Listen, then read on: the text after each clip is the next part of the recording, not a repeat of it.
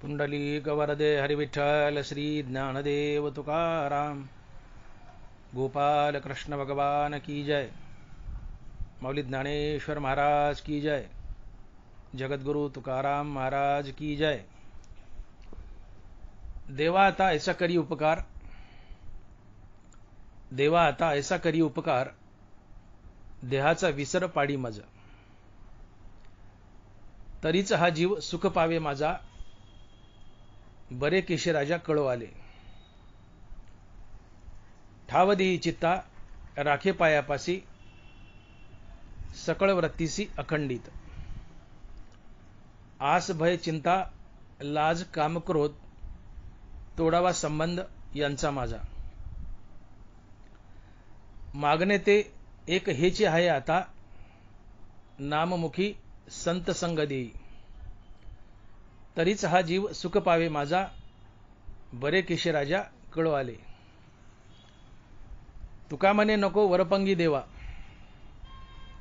तुका म्हणे नको वरपंगी देवा, घेई माझी सेवा भावशुद्ध, तरीच हा जीव सुख पावे माझा, बरे केशराजा कळो आले। प्रस्तुत कीर्तनरूपी सेवेसाठी निवडलेला अभंग जगद्गुरु श्री संत तुकाराम महाराज यांचा 6 चरणाचा आणि मागणीपर प्रकरणातील अभंग आहे। 6 चरणांचा आणि मागणीपर प्रकरणातील अभंग आहे। महाराज म्हणतायत, देवा आता ऐसा करी उपकार, देहाचा विसर पाडी मज, तरीच हा जीव सुख पावे माझा, बरे केशराजा कळो आले। तुकोबाराय देवाकडे एक मागणं मागतायत। महाराज म्हणतायत की देवा पांडुरंगा, मला माझ्या देहाचा विसर पाड, मला माझ्या देहाचा विसर पाड। का बर? तुकोबारायांना असं का मागावंसं वाटलं देवाकडं की देवा मला माझ्या देहाचा विसर पाड? तर याचं कारण तुकोबाराय सांगतायत की देवा तू जर मला माझ्या देहाचा विसर पाडलास तरच माझ्या जीवाला सुख लाभेल, अन्यथा नाही। देहाचा विसर पाडी मज, तरीच हा जीव सुख पावे माझा। देवा तू मला माझ्या देहाचा विसर पाड, आणि तू जर मला माझ्या देहाचा विसर पाडलास तर आणि तरच मला सुखाची प्राप्ती होईल, अन्यथा नाही। या 2 चरणातून तुकोबारायांनी एक अतिशय महान सिद्धांत मांडलाय। या अभंगातून महाराज म्हणतायत की देहाचा विसर जर पडला तरच तुम्हाला सुखाची प्राप्ती होऊ शकते, अन्यथा नाही। तुकोबारायांनी चकारात्मक सांगितले, तरीच हा जीव सुख पावे माझा। कधी? देहाचा विसर पडला तर। तात्पर्य, देहाचा विसर पडला तरच तुम्हाला सुखाची प्राप्ती होते, अन्यथा नाही। देहाचा विसर पडला तरच सुखाची प्राप्ती होते, याच्याही पुढे जाऊन बोलायचं असेल तर देहाचा विसर हेच सुख असते। देहाचा विसर हेच सुख असते आणि देहाचा आठव हेच दुःख असते। देहाचा विसर हेच सुख, देहाचा आठव हेच दुःख।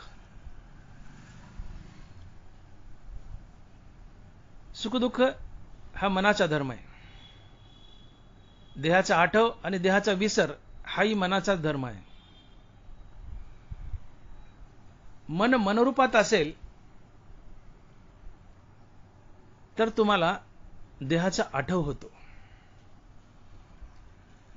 आणि मन मनरूपात नसेल, अर्थात मन मेलं की तुम्हाला देहाचा विसर पडतो।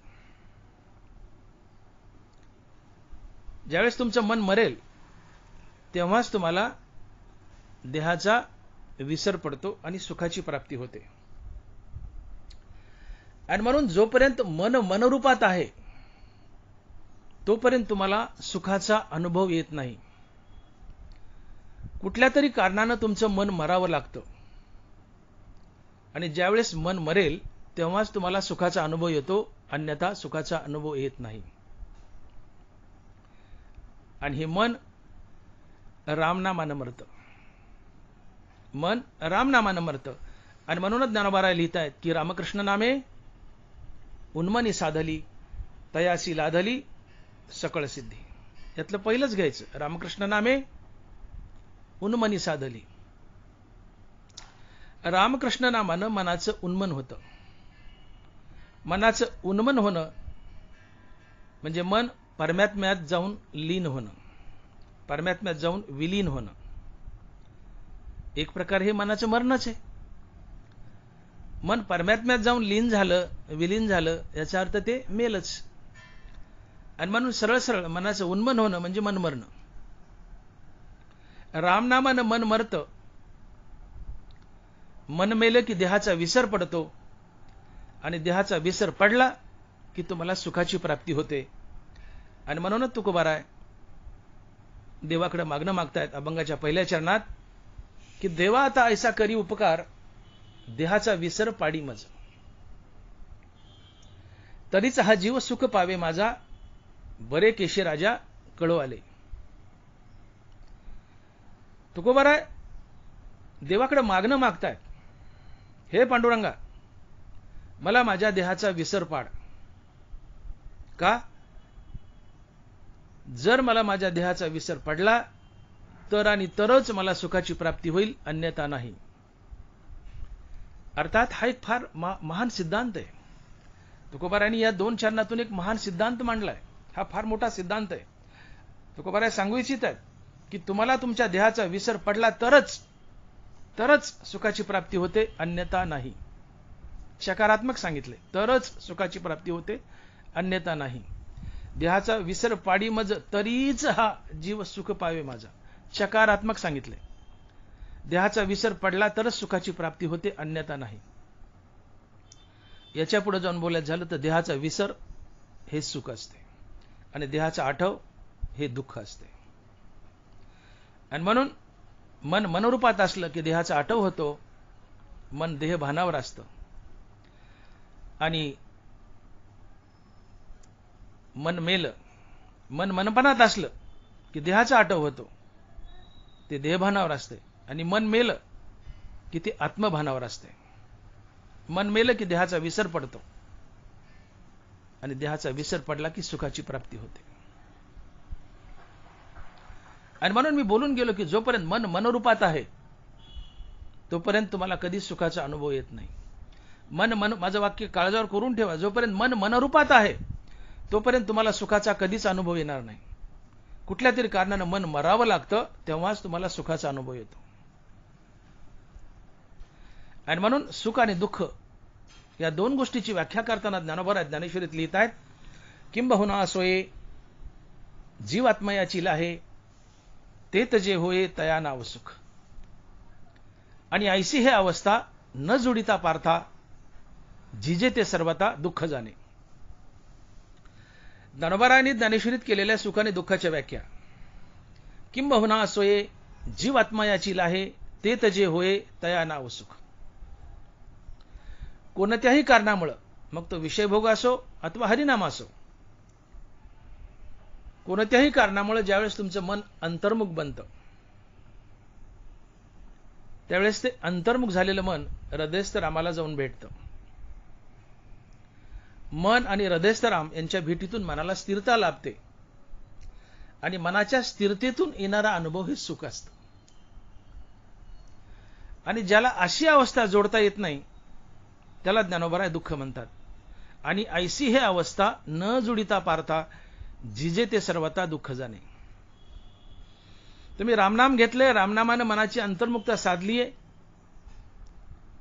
मन आणि हृदयस्थ राम एकरूप झालेत आणि मन आणि राम यांच्या भेटीतून मनाला स्थिरता लाभली. मनाची स्थिरता हे सुख आहे. पण तुम्ही रामनाम घेत नाहीत त्यावेळेस हेच अंतर्मुख झालेलं मन बहिर्मुख धावतं, इच्छेच्या विषयाच्या मागे धावतं. मन आणि हृदयस्थ राम यांची ताटातूट होते. मन आणि हृदयस्थ राम यांची ताटातूट झाली की ते बेचैन बनतं, अस्थिर बनतं, तडपतं. आणि मनाची ही बेचैनी, अस्थिरता, तडप हेच दुःख असते. म्हणून मनाची स्थिरता हे सुख, मनाची अस्थिरता हेच दुःख. सुख आणि दुःख ह्या अनुभवाच्या गोष्टी आहेत, या दृश्य वस्तू नाहीत, या काय दाखवण्याच्या गोष्टी नाहीत.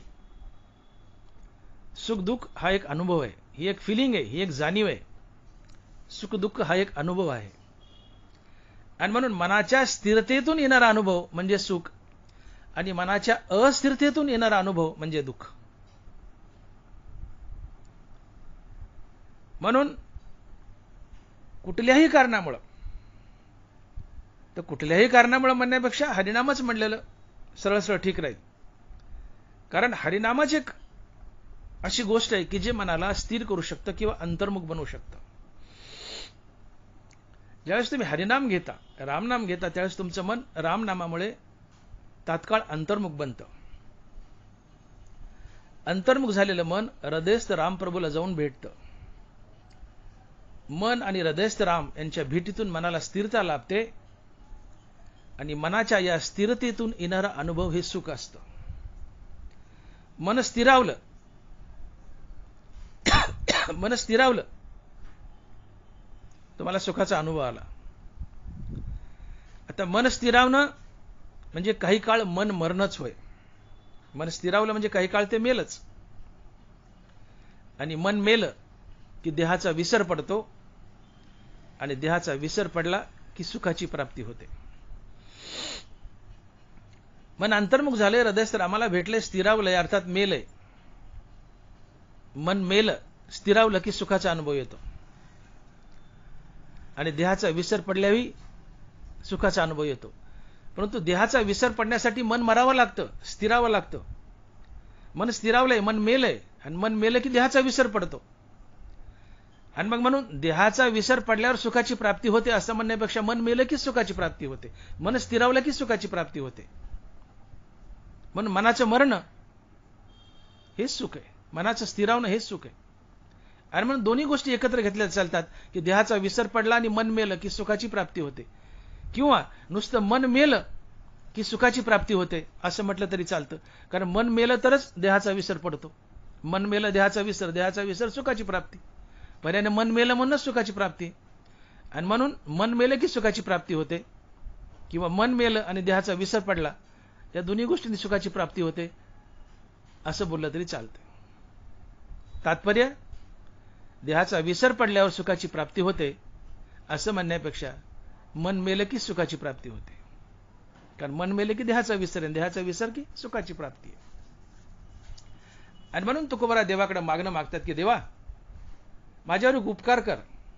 देवा आता ऐसा करी उपकार. काय उपकार कर? की मला माझ्या देहाचा विसर पाड. देहाचा विसर पडला तरच मला सुखाची प्राप्ती होईल, अन्यथा नाही. आणि म्हणून लक्षात ठेवा की मनाची स्थिरता, मनाचं मरण, याला तुकोबरा शांती म्हणतात. आणि म्हणून तुकोबरा लिहितात की शांती परते नाही सुख, एर अवघेची दुःख. शांती परते नाही सुख, एर अवघेची दुःख. मनाची स्थिरता, मनाची शांती हे सुख आहे. मनाची स्थिरता, मनाची शांती म्हणजेच मनाचं मरण. आणि म्हणून मनाची स्थिरता, मनाची शांती, मनाचं मरण हे सुख आहे, आणि या गोष्टी सुखाला कारणीभूत आहेत.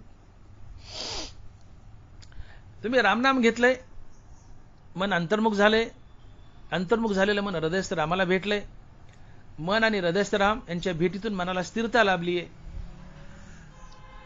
मग तुम्ही जितक्या वेळ रामनाम घ्याल तितक्या वेळ हे मन अंतर्मुख होऊन हृदयस्थ रामाला भेटले आणि स्थिरावले.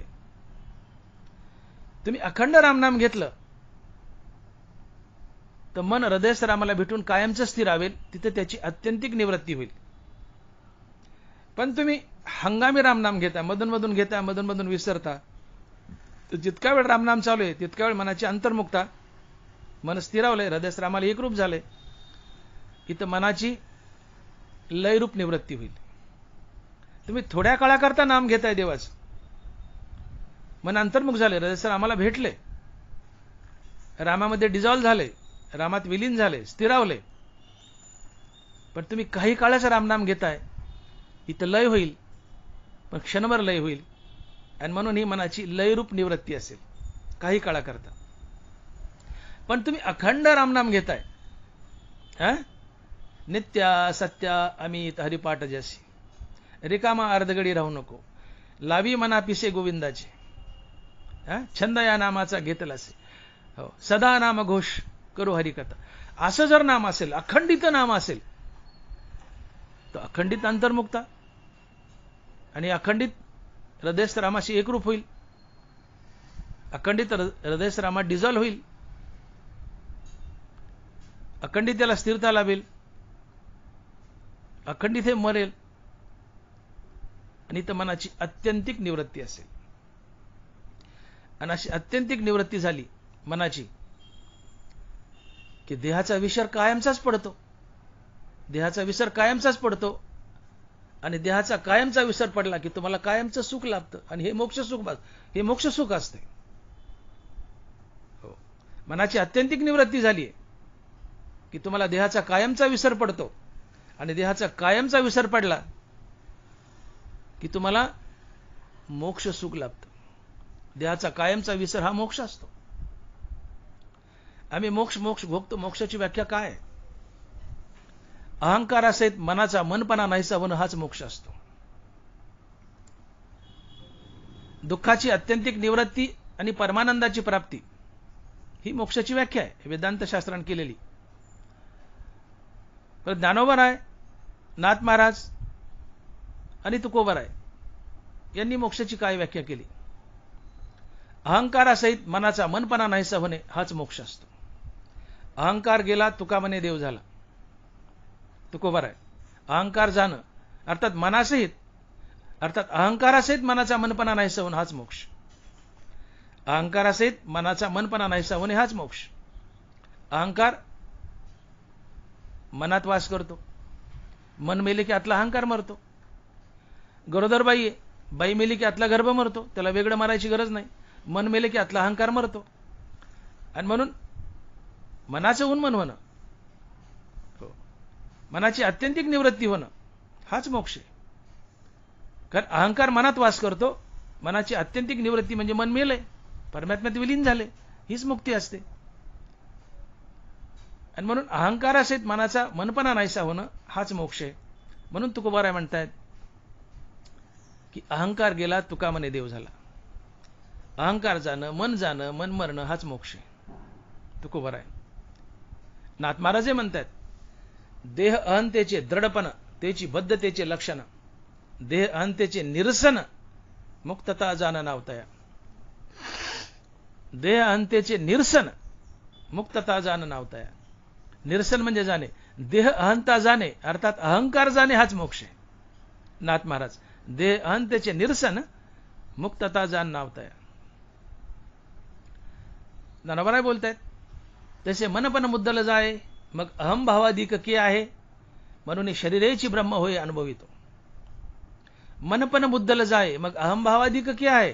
अरे मनच मुद्दल मेलय, मनच मुद्दल गेलंय, मग अहंकार कुठं शिल्लक राहिलाय? म्हणून शरीरेची ब्रह्म होईतो, तो ब्रह्मीभूत बनतो. अर्थात अहंकारासहित मनाचा मनपणा नाहीसा होणं हाच मोक्ष असतो.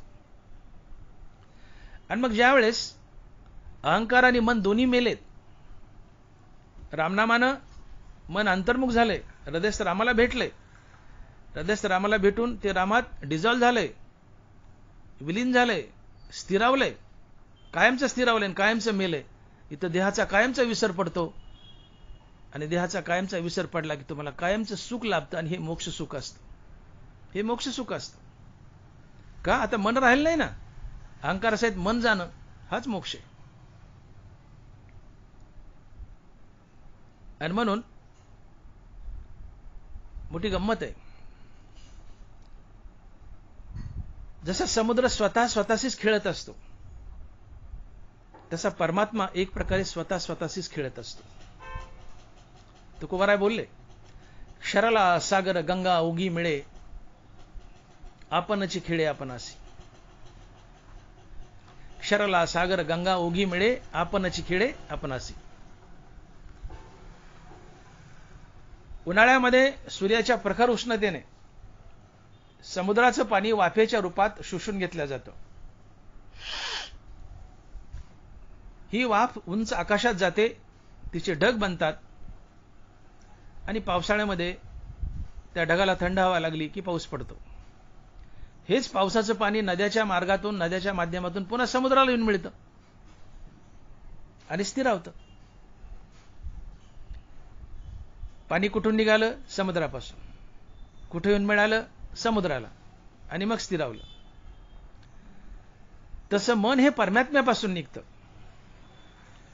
आणि ज्यावेळेस ते परत येऊन परमात्म्याला भेटेल, त्यावेळेस ते परमात्म्यात कायमचं विलीन होईल आणि कायमचं स्थिरावेल. ही मनाची आत्यंतिक निवृत्ती असते आणि यालाच मोक्ष म्हणतात. आणि म्हणून समुद्र जसा एक प्रकारे स्वतःसोबतच खेळत असतो, तसा परमात्माही एक प्रकारे स्वतःसोबतच खेळत असतो. कारण मन हे भगवंताचा अंश आहे. ज्ञानोबा साक्ष देत आहेत, माऊली लिहित आहेत, तसे इंद्रिया माझी अकरावे, ते मन मी जाणावे, भूता माझी स्वभावे चेतना मी. ज्ञानोबा राय 10 इंद्रिय, त्यात 11वे इंद्रिय मन. इंद्रिया माझी 11वे, ते मन मी जाणावे. इंद्रियामधलं 11वे इंद्रिय जे आहे ते मन आहे, ते मन मी आहे. भगवान कृष्ण बोलतात, मन मी आहे, इंद्रिया माझी 11वे, ते मन मी जाणावे. मन हे भगवंत आहे, हे भगवान कृष्ण बोलतात ज्ञानेश्वरीत. इंद्रिया माझी 11वे, ते मन मी जाणावे. मन परमात्मा आहे. मन परमात्म्यापासून निघाले आणि ज्यावेळेस ते परत फिरून परमात्म्याला जाऊन भेटेल आणि कायमचं परमात्म्यात विलीन होईल, हा मोक्ष असतो. ही मनाची आत्यंतिक निवृत्ती असते. इथं अहंकार असेल, मनाचा मनपणा नाहीसा झालाय, हाच मोक्ष आहे. आणि ज्यावेळेस हेच मन रामनामानं, कायम रामनामानं, अखंड रामनामानं तुम्ही अंतर्मुख केले, हृदयस्थ रामाला जाऊन भेटले, मन आणि हृदयस्थ राम यांच्या भेटीतून मनाला स्थिरता लाभली. मन कायमचं हृदयस्थ रामासोबत स्थिर झाले, रामात विलीन झाले, कायमचे डिझॉल्व्ह झाले, तिथं ते मेलय, कायमचं मेलय. आता देहाचाही विसर कायमचा पडतो आणि तुम्हाला कायमचं सुख लाभतं. आणि म्हणून तुकोबारायचं हट्ट आहे देवाकडे की देवा मला माझ्या देहाचा विसर पाड, तरच मला सुख मिळेल, अन्यथा मिळणार नाही. का तर मनपणात असलं की सुखाचा अनुभव येतच नाही, ते कशाने तरी मरावं लागतं आणि ते रामनामानच मरतं. रामकृष्ण नामे उन्मनी साधली. मनाचं उन्मन, मनाचं मरण हे केवळ रामनामानच घडतं. अखंड रामनामानं मन मेलं किती अंतर्मुख होतं. हो, रामनाम घेतलं की अंतर्मुख होतं, हृदयस्थ रामाला भेटतं, स्थिरावतं. स्थिरावलं म्हणजे मेलं. स्थिरावणं मरणं एकच आहे आणि स्थिरावणं हेच सुख आहे, म्हणून मरण हेही सुखच आहे. मनाचं स्थिरावणं हे सुख, मनाची स्थिरता हेच सुख, स्थिरता हेच मरण आहे मनाचं, आणि म्हणून मनाचं मरण हेच सुख आहे. आणि मन मेलं की देहाचा विसर पडतो, देहाचा विसर पडणं हेही सुखच आहे. आणि म्हणून मनाचं मरण आणि देहाचं विसर पडणं या दोन्ही गोष्टी सुख लाभतं. किंवा मन मेलं की देहाचा विसर पडतो, म्हणून याच्या पुढे जाऊन बोललं की देहाचा विसर पडल्यास सुख मिळतं असं म्हणण्यापेक्षा मन मेलं की सुख मिळतं. आणि म्हणून तुकोबा देवाकडे विनंती करतात की देवा आता ऐसा करी उपकार, देहाचा विसर पाडीमच, तरीच हा जीव सुख पावे माझा, बरे केशी राजा कळवाले. आता मोठी गंमत आहे, जीवन जगत असताना सुख मिळतं देहाचा विसर पडल्यानं, सुख मिळतं मन मेल्यानं, अर्थात सुख मिळतं मन स्थिरावल्यानं, अंतर्मुख झाल्यानं. या सगळ्या गोष्टी रामनामानं घडल्या. तुम्ही रामनाम घेतलं, मनाची अंतर्मुखता साधली, अंतर्मुख झालेलं मन हृदयस्थ रामाला भेटलं, मन आणि हृदयस्थ राम यांच्या भेटीतून मनाला स्थिरता लाभली. मनाची स्थिरता म्हणजे मनाचं मरण, मनाचं मरण म्हणजे देहाचा विसर, आणि देहाचा विसर म्हणजे सुख. ही लिंक आहे. कशा कशामुळे सुख लाभलं? एक तर रामनामामुळं. रामनाम हे मूळचंच गोड आहे. देह सादर पाहावा निश्चित सर्व सुख येत नाम आहे. रामनाम हे मूळचंच गोड आहे. भंडारा डोंगरावर अफाट सुखात जगणारे तुकोबार आपल्या सुखाचं कारण सांगतात. महाराज बोलतात, आम्ही तेने सुखी, आम्ही तेने सुखी, म्हणा विठ्ठल विठ्ठल मुखी. अरे बाबानो, माझ्या सुखाचं कारण काय तुम्हाला माहितीये का? काय? तर म्हणा विठ्ठल विठ्ठल मुखी. मुखानं अखंड विठ्ठल नाम घेणं हे माझ्या सुखाचं कारण आहे. तुम्ही अखंड विठ्ठल नाम घ्या, सुखी व्हाल. का? तर विठ्ठल नाम, राम नाम हे मूळचं सुखरूप आहे. देह सादर पाहावा निश्चित सर्व सुख येत नाम आहे. सर्व सुखाचे आगर बाप रखुमा देवीवर. तात्पर्य रामनाम हे मूळचं सुखरूप आहे.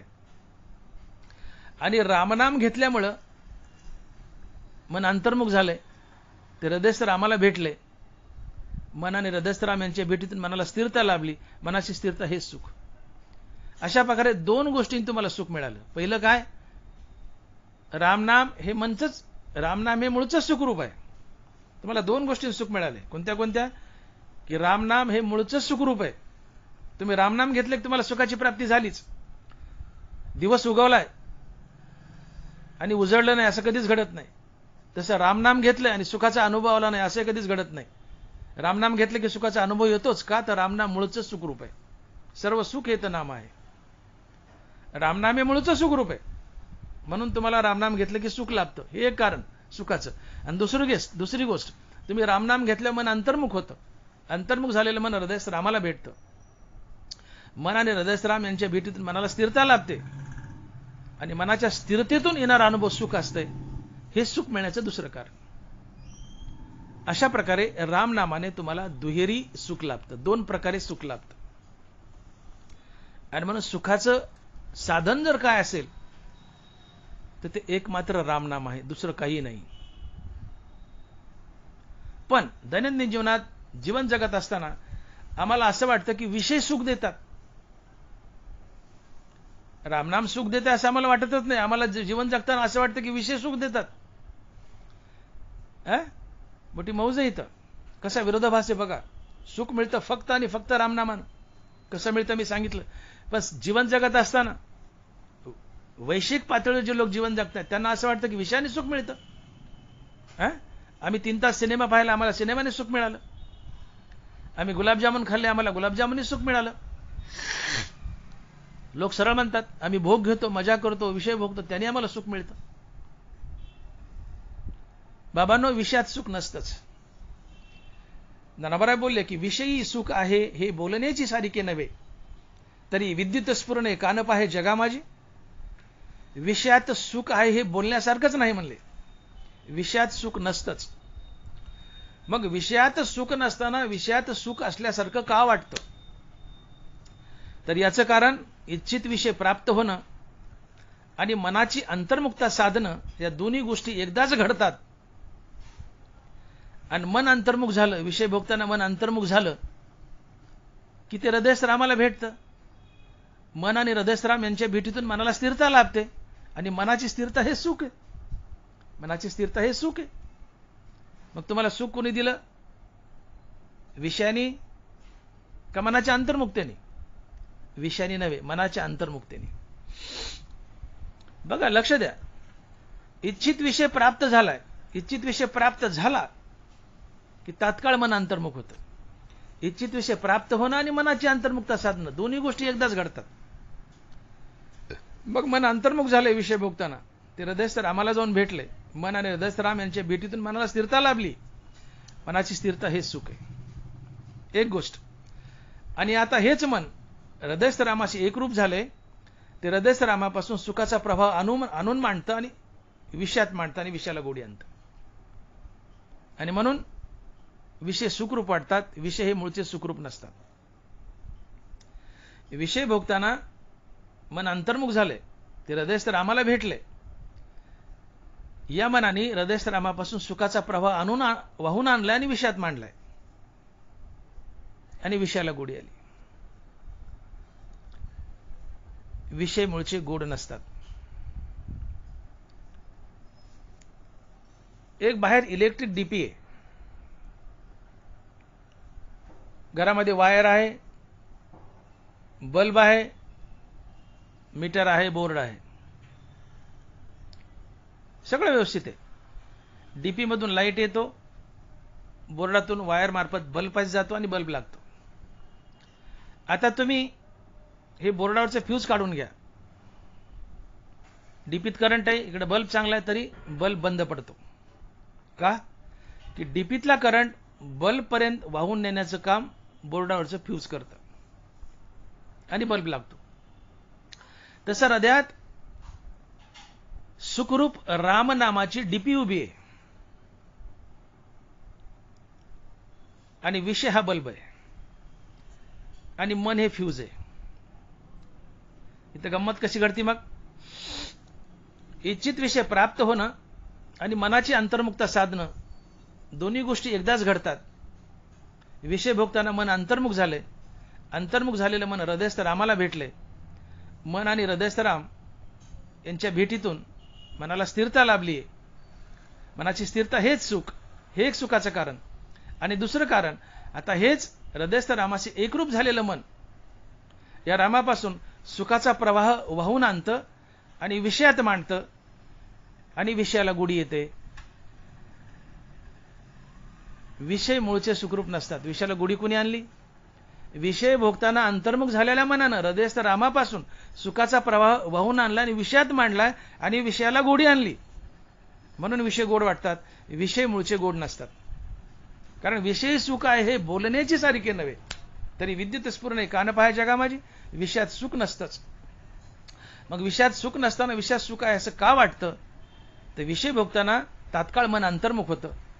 इच्छित विषय प्राप्त होणं आणि मनाची अंतर्मुखता साधणं, दोन्ही गोष्टी एकदाच घडतात.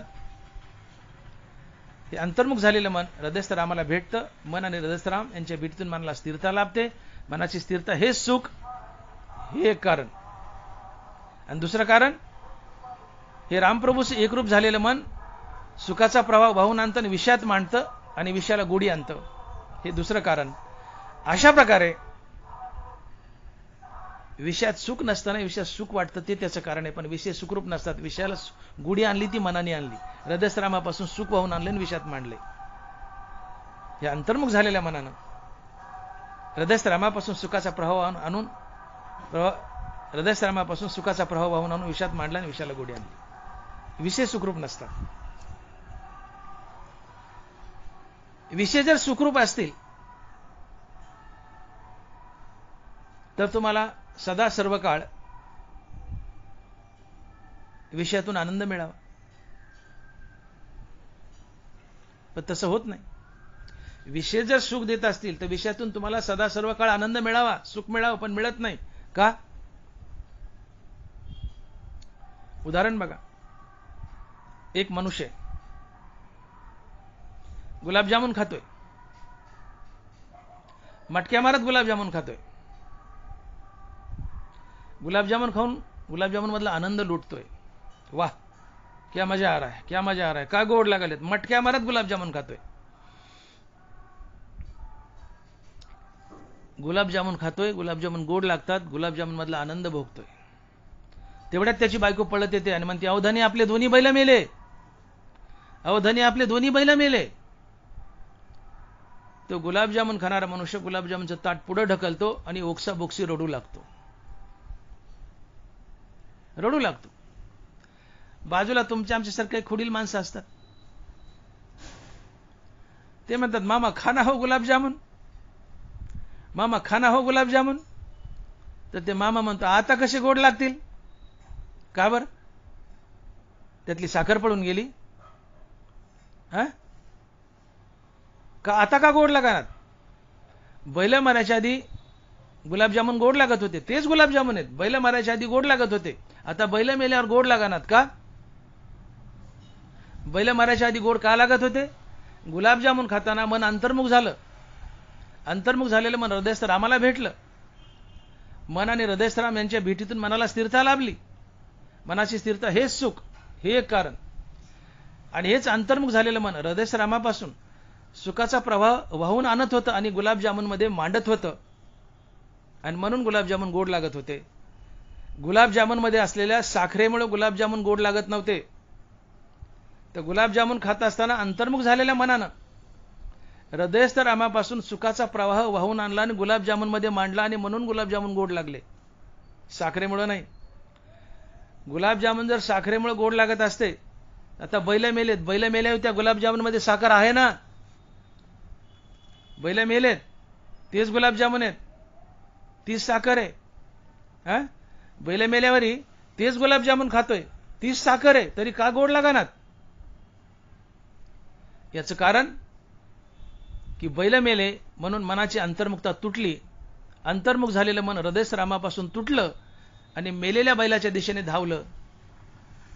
आता तिथं गुलाबजामुन खाताना हृदयस्थ रामापासून सुखाचा प्रवाह वाहून आणून गुलाबजामुनमध्ये मांडण्यासाठी तिथं मन नाहीये, आणि म्हणून गुलाबजामुन गोड असूनही गोड लागणार. आणि म्हणून विषय हे कधीही सुखरूप नसतात. विषयात सुख नसतंच. विषयी सुख आहे हे बोलण्याची सारिके नव्हे, तरी विद्युत स्फुरणे कान पाहे जगा माझी.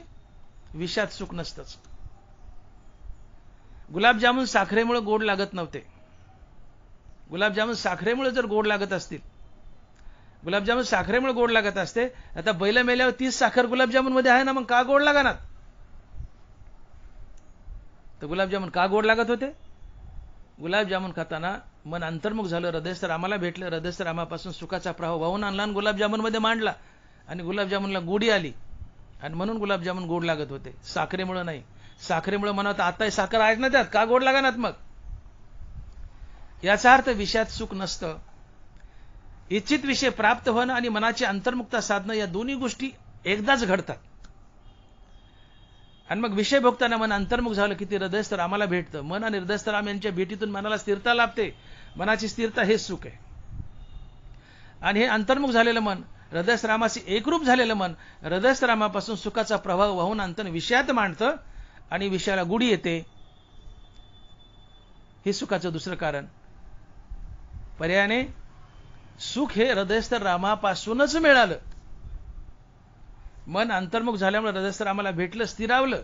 स्थिरावणं हे सुख, आणि त्यानेच रामापासून सुख वाहून आणलं आणि विषयात मांडलं, विषयाला गोडी आणली. शेवटी सुख आणलं कुठून? हृदयस्थ रामापासूनच आणलं. म्हणून सुख जगतात नाहीच आहे. सुख आहे ते फक्त हृदयस्थ रामात आहे. अंतरी सुख एकाती, बाह्याची भाष नेनेजेचे निशेष, अंतरी सुख एकाती. सुख आहे ते हृदयात आहे. म्हणून साधू महात्मे, संत महात्मे बाहेर जगतात विषयात सुख शोधत नाहीत, ते अंतकरणात सुख शोधतात. म्हणून ज्ञानोबा बोलले की वार्षी वेन सागरू, जैसा जळे नित्य निर्भरू, तैसा निरुपचारी संतोषी जो. 10 वर्ष दुष्काळ पडू द्या, समुद्राचं फुटभर पाणी कमी होत नाही. 10 वर्ष अतिवृष्टी होऊ द्या, समुद्राचं फुटभरही पाणी वाढत नाही. का? समुद्री रेखा न ओलांडावी, प्रतिभूते व्हावी हे आज्ञा माझी. समुद्र भगवंताची दिव्य विभूती आहे, आणि समुद्राला देवाने बांधलंय, आदेश दिला की तू आपली जागा सोडायची नाही. आणि समुद्राने जागा सोडली असती तर मुंबई पाण्यात गेली असती, मुंबई राहिली नसती, सगळे बेट बुडाले असते. देवाने समुद्राला आदेश दिलाय, समुद्री रेखा न ओलांडावी. समुद्राला तू तुझी मर्यादा सोडू नको, जाग्यावर स्थिर राहा. समुद्री रेखा न ओलांडावी. तात्पर्य, नद्याच्या पाण्याची मदत न घेता, पाऊस पडो की न पडो, नद्याच्या पाण्याची मदत न घेता समुद्र आपल्या परीने सदा तृप्त आणि तुडुंब आहे, सुखी आहे. तसं साधू महात्मा धन दौलत बायका मुलं बाह्य साधनाची मदत न घेता केवळ आणि केवळ एका हरिनामाने, केवळ आणि केवळ एका हरिनामाने तृप्त, आनंदी आणि सुखी आहे. वार्षी वेन सागरू, जैसा जळे नित्य निर्भरू, तैसा निरुपचारी संतोषी. महात्मा बाह्य साधनाची मदत घेत नाही, धनदौलतीची बायका मुलाची. हा, बाह्य साधनाची मदत न घेता तो सुखी असतो, आणि सर्वात सुखी असतो. का? तो अंतकरणात सुख शोधतो. अंतरी सुख एकाती. सुख बाहेर जगात नाहीच आहे. दुःख बांधवडी आहे संसार, सुखाचा विचार नाही कोठे. तुकोबर आहे. हे जग दुःखानंच भरले, बाहेर सुख नाहीच आहे. सुख आहे ते हृदयात आहे. तर सुखरूप हृदयस्थ राम तेच एक सुखाचं कारण आहे. सर्व सुखाचा ठेवा, सर्व सुखाचा आगर घेऊन तो राम हृदयात उभा आहे. त्याचा हृदया माझी मी रामू असता सर्व सुखाचा आरामू. राम हृदयात उभा आहे. राम सुखरूप आहे, जगत दुःखरूप आहे. सुखरूप आहे साधूजा कोण सांगा, माझ्या पांडुरंगासारखा तो. एकटा पांडुरंगाने पांडुरंगाचं नाव सुखरूप आहे. तो पांडुरंग राम आहे, तो राम हृदयात उभा आहे. अर्थात सुखच हृदयात उभे रामाच्या रूपानं. आणि मग सुख हवंय तर आम्हाला करायचं काय, की रामनाम घेऊन आमचं मन त्या हृदयस्थ रामापर्यंत पोहोचतं करायचे. आम्ही रामनाम घेऊन आमचं मन हृदयस्थ रामापर्यंत पोहोचतं केलं की मन आणि राम यांच्या भेटीतून मनाला स्थिरता लाभते. मनाची स्थिरता हेच सुख असते. आणि हेच मग रामाला भेटलेलं मन रामापासून सुखाचा प्रवाह काढतं आणि विषयात आणून मांडतं आणि विषयाला गोडी आणतं. आणि म्हणून विषय गोड वाटतात, ते मूळचे गोड नसतात. हे मनाने रामापासून सुखाचा प्रवाह वाहून आणला आणि विषयात मांडला आणि विषयाला गोडी आणली. हे तुम्ही लक्षात घ्या. विषयी भोगी विलासी माणसांनो हे लक्षात घ्या. तुम्ही भोगात लोळतायत, विषयात लोळतायत, मजा करतायत, पण या भोगात विलासात या विषयात सुख नाही. मग हे विषय सुखरूप का वाटतात? विषयात सुख नाही तरी सुखरूप का वाटतात? की इच्छित विषय प्राप्त होणं आणि मनाची अंतर्मुक्ता साधणं दोन्ही गोष्टी एकदाच घडतात. आणि अंतर्मुख झालेलं मन हृदयस्थ रामाला भेटले, स्थिरावलं. स्थिरावणं हेच एक सुख, हे कारण. आणि याच मनाने, स्थिरावलेल्या मनाने हृदयस्थ रामापासून सुखाचा प्रवाह वाहून आणलाय, विषयात मांडलाय आणि विषयाला गोडी आणली. आणि म्हणून विषय सुखरूप वाटतात, ते मूळचे सुखरूप नसतात. हे हृदयस्थ रामापासून सुख उसणं आणून मांडावं लागतं. हे उसणं आहे, उसणं आणून मांडावं लागतं विषयात. आणि ते मन करतं काम आणि विषयाला गोडी आणतं. हा विषय मी 4-5 वेळेस पुन्हा पुन्हा समजावून सांगितलाय. अतिशय महत्वाचा आणि गुंतागुंतीचा आहे म्हणून. आणि म्हणून तुकोबारायाचा देवाकडे आग्रह आहे की देवा, मला सुख हवंय, पण मी देहभानावर आहे. आणि जोपर्यंत मी देहभानावर आहे तोपर्यंत मला सुख मिळत नाही. मी देहभानावर का आहे तर माझं मन जिवंत आहे. मन जिवंत असलं की ते देहभानावर असतं. मन जिवंत असलं की ते देहभानावर असतं. आणि मन मेलं अर्थात अंतर्मुख झालं, हृदयस्थ रामाला भेटलं की ते आत्मभानावर असतं. तुम्ही रामनाम घेतलं, मन अंतर्मुख झालं, हृदयस्थ रामाला भेटलं आणि स्थिरावलं, रामात विलीन झालं काही काळ किंवा कायमचं. आता ते आत्मभानावर आले. रामाला भेटलं म्हणजे आत्मभानावर आले. अरे हा राम तर मी आहे म्हणतं, आत्मभानावर आलं. अंतर्मुख झालेलं मन आत्मभानावर येतं आणि बहिर्मुख झालेलं मन देहभानावर येतं. आणि मन बहिर्मुख तेव्हा असतं जेव्हा मन जिवंत आहे. म्हणून मन जिवंत असलं की तुम्ही देहभानावर असता, देहभानावर असला की तुम्हाला दुःखाचा अनुभव येतो. मन अंतर्मुख झालं की आत्मभानावर जातं, देहाचा विसर पडतो. आणि म्हणून देहाचा विसर पडला की सुख मिळतं. आणि म्हणून देव आता ऐसा करी उपकार, देहाचा विसर पाडी मज. देवा, मला माझ्या देहाचा विसर पाड. देहाचा विसर पाडल्याशिवाय मला सुख मिळणारच नाही. बरं, गंमत अशी की थोडंफार सुख विषयाने सुख मिळतच नाही, पण थोडेफार सुख विषय भोगताना जे जाणवतं. आता गंमत अशी आहे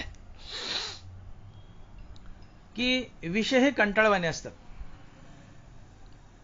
विषय सेवनी कोण तृप्त झाला, विषय सेवनी कोण तृप्त झाला, इंधने निमाला अग्निकोटे. तुकोबार आहे. लाकडाला किती इंधन टाकलं ते म्हणे माझं पोट भरलं. ते जाळ्याला बसले ना, अग्नीला किती लाकडं टाकले ते माझं पोट भरलं. अग्नी जाळ्याला बसला, किती टाका ते खाक करते. तसा किती विषय भोगल्यावर तुमचं पोट भरल? किती भोगा, पोट भरतच नाही. जसं अग्नीला तृप्ती नाही लाकडं जाळायला, तसं विषयाला तृप्ती नाही. किती विषय भोगा तृप्ती नाही. विषय सेवनी कोण तृप्त झाला? मग उदाहरण घ्या, एखाद्या मुलाने आईकडून 200 रुपये घेतले आणि सिनेमाला गेला. मुलगा सिनेमा हॉलमध्ये बसलाय आणि तो सिनेमा पाहतोय. सिनेमा सुरू होणं आणि त्याच्या मनाची अंतर्मुखता साधणं एकदाच घडतं. मग अंतर्मुख झालेलं मन हृदयस्थ रामाला भेटले, ते स्थिरावले. स्थिरावण्यामुळे सुख. आणि त्या अंतर्मुख झालेल्या मनानं हृदयस्थ रामापासून सुखाचा प्रवाह वाहून आणलाय आणि सिनेमाच्या पडद्यावर मांडलाय, त्या चित्रात मांडलाय. आणि सिनेमा तुम्हाला गोड वाटतोय, सुख देतोय. सिनेमा सुख देत नाही. सिनेमा पाहताना अंतर्मुख झालेल्या मनानं हृदयस्थ रामापासून सुखाचा प्रवाह वाहून आणलाय आणि त्या पडद्यावर चित्रावर मांडलाय, म्हणून सिनेमा गोड वाटतो. पण सिनेमा किती वेळ पाहिल माणूस? 3 घंटे. सिनेमा पाहून कंटाळ येतो, मनुष्य बाहेर येतो थिएटरच्या. विषय कंटाळवाणे असतात. बाहेर आला तर मनात इच्छा झाली आता आईस्क्रीम खावी. मन ते आईस्क्रीमच्या मागे धावलं. आईस्क्रीमच्या मागे धावलं, हृदयस्रावापासून तुटलं. हृदयस्रावापासून तुटलं की ते बेचैन असतील. बेचैनी अस्थिरता हे दुःख आहे.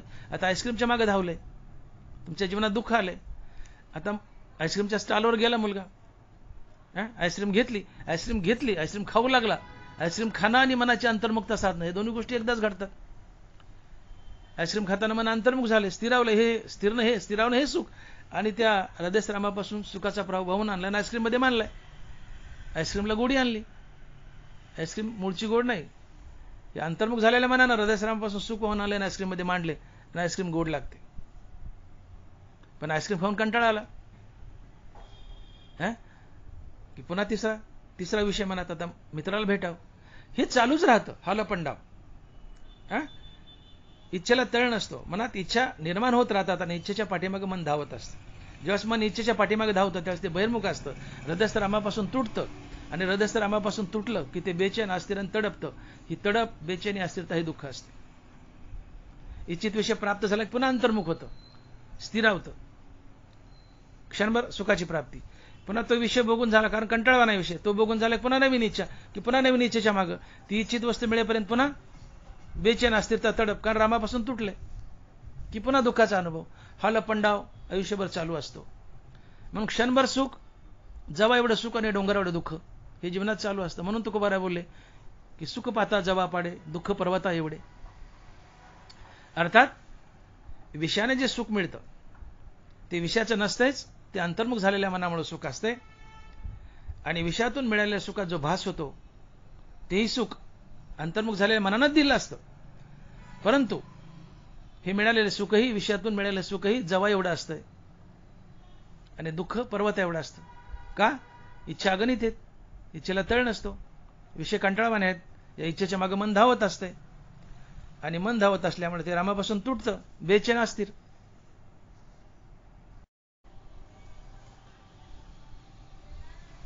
आणि म्हणून तुकोबाराय म्हणतायत की सुख पाता जवा पाडे, दुःख पर्वता एवढे. का? तर मनाची अंतर्मुखता ही सुखाला कारणीभूत आहे, मनाची बहिर्मुखता ही दुःखाला कारणीभूत आहे. मन बहिर्मुख धावलं की ते देहभानावर असतं आणि मन अंतर्मुख झालं की ते आत्मभानावर असतं. मनाच्या अंतर्मुक्तेपेक्षा मनाची बहिर्मुखता जास्त काळ असते. कारण मन हे मूळचं चंचल आहे, अति गरम आहे, अति हॉट आहे. त्यात नाना प्रकारचे विचार आणि नाना प्रकारच्या इच्छा उठत असतात आणि या इच्छा मनाला आपल्यासोबत घेऊन बाहेर पडतात आणि हृदयस्थ रामापासून तोडतात. इच्छेला तळ नसतो, इच्छा अगणित असतात. इच्छापूर्ती होईपर्यंत मन बेचैन असतं.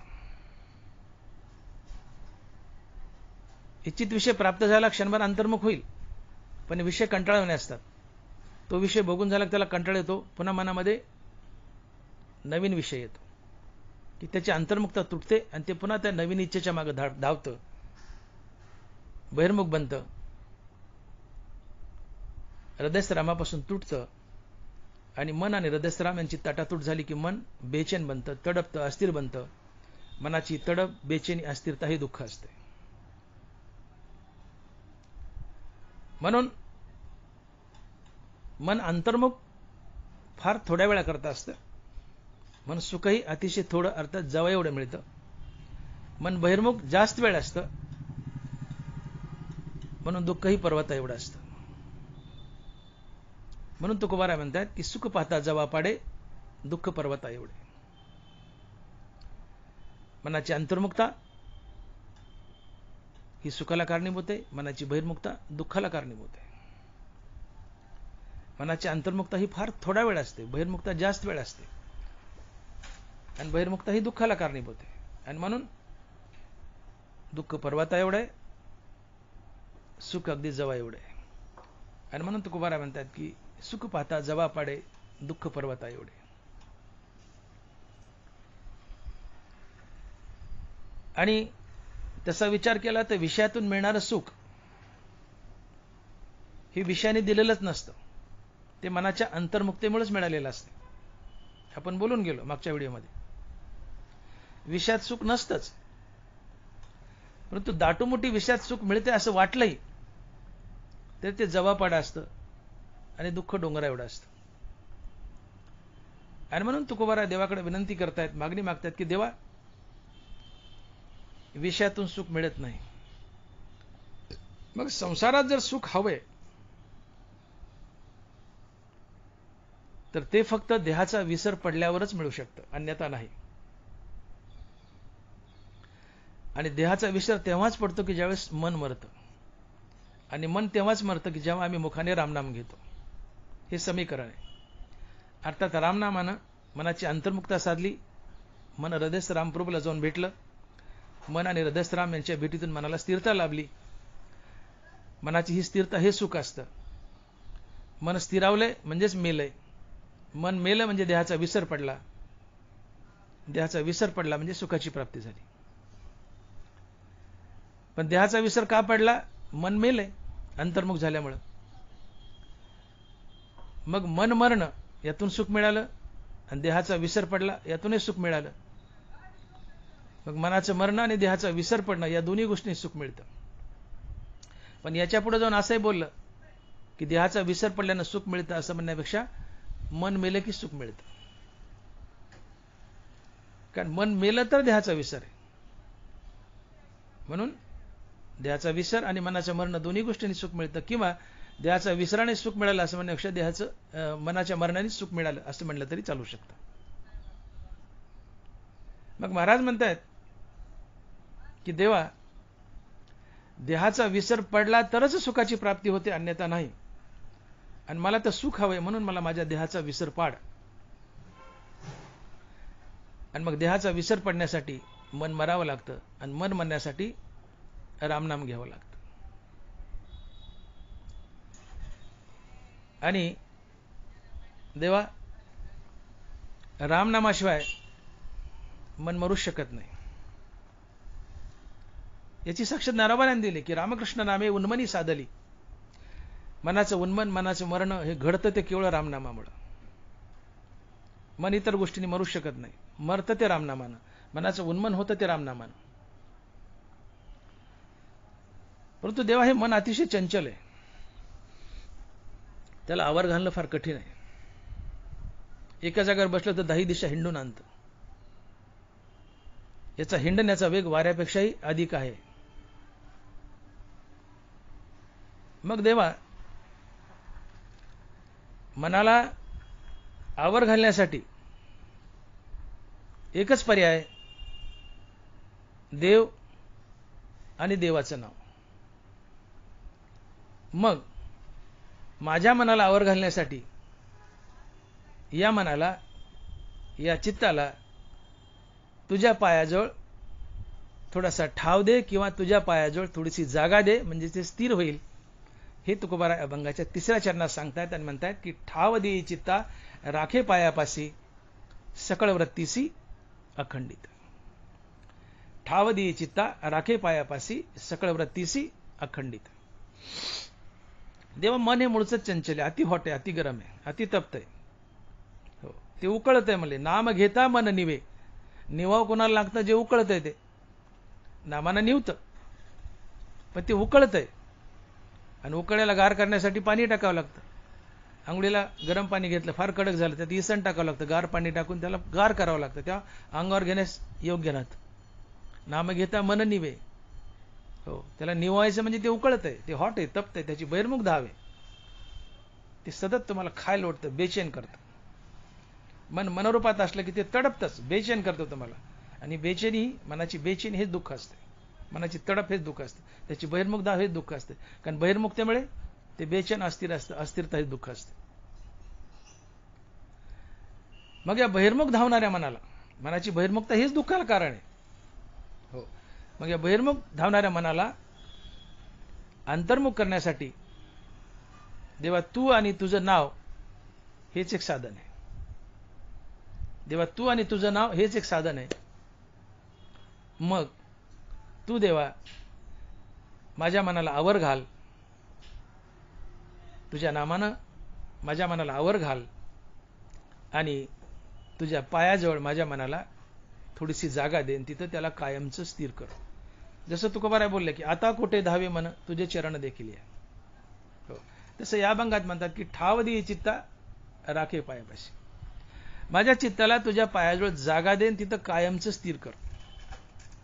आणि देवा हे तू स्थिर करू शकतोस तुझ्या पायाजवळ, किंवा तुझं नाम स्थिर करू शकतो. कारण मनाला आवर फक्त नामानेच घालता येतो. देव आणि देवाचं नाव एक असते, नाम आणि नामी यांच्यात अभेद असतो.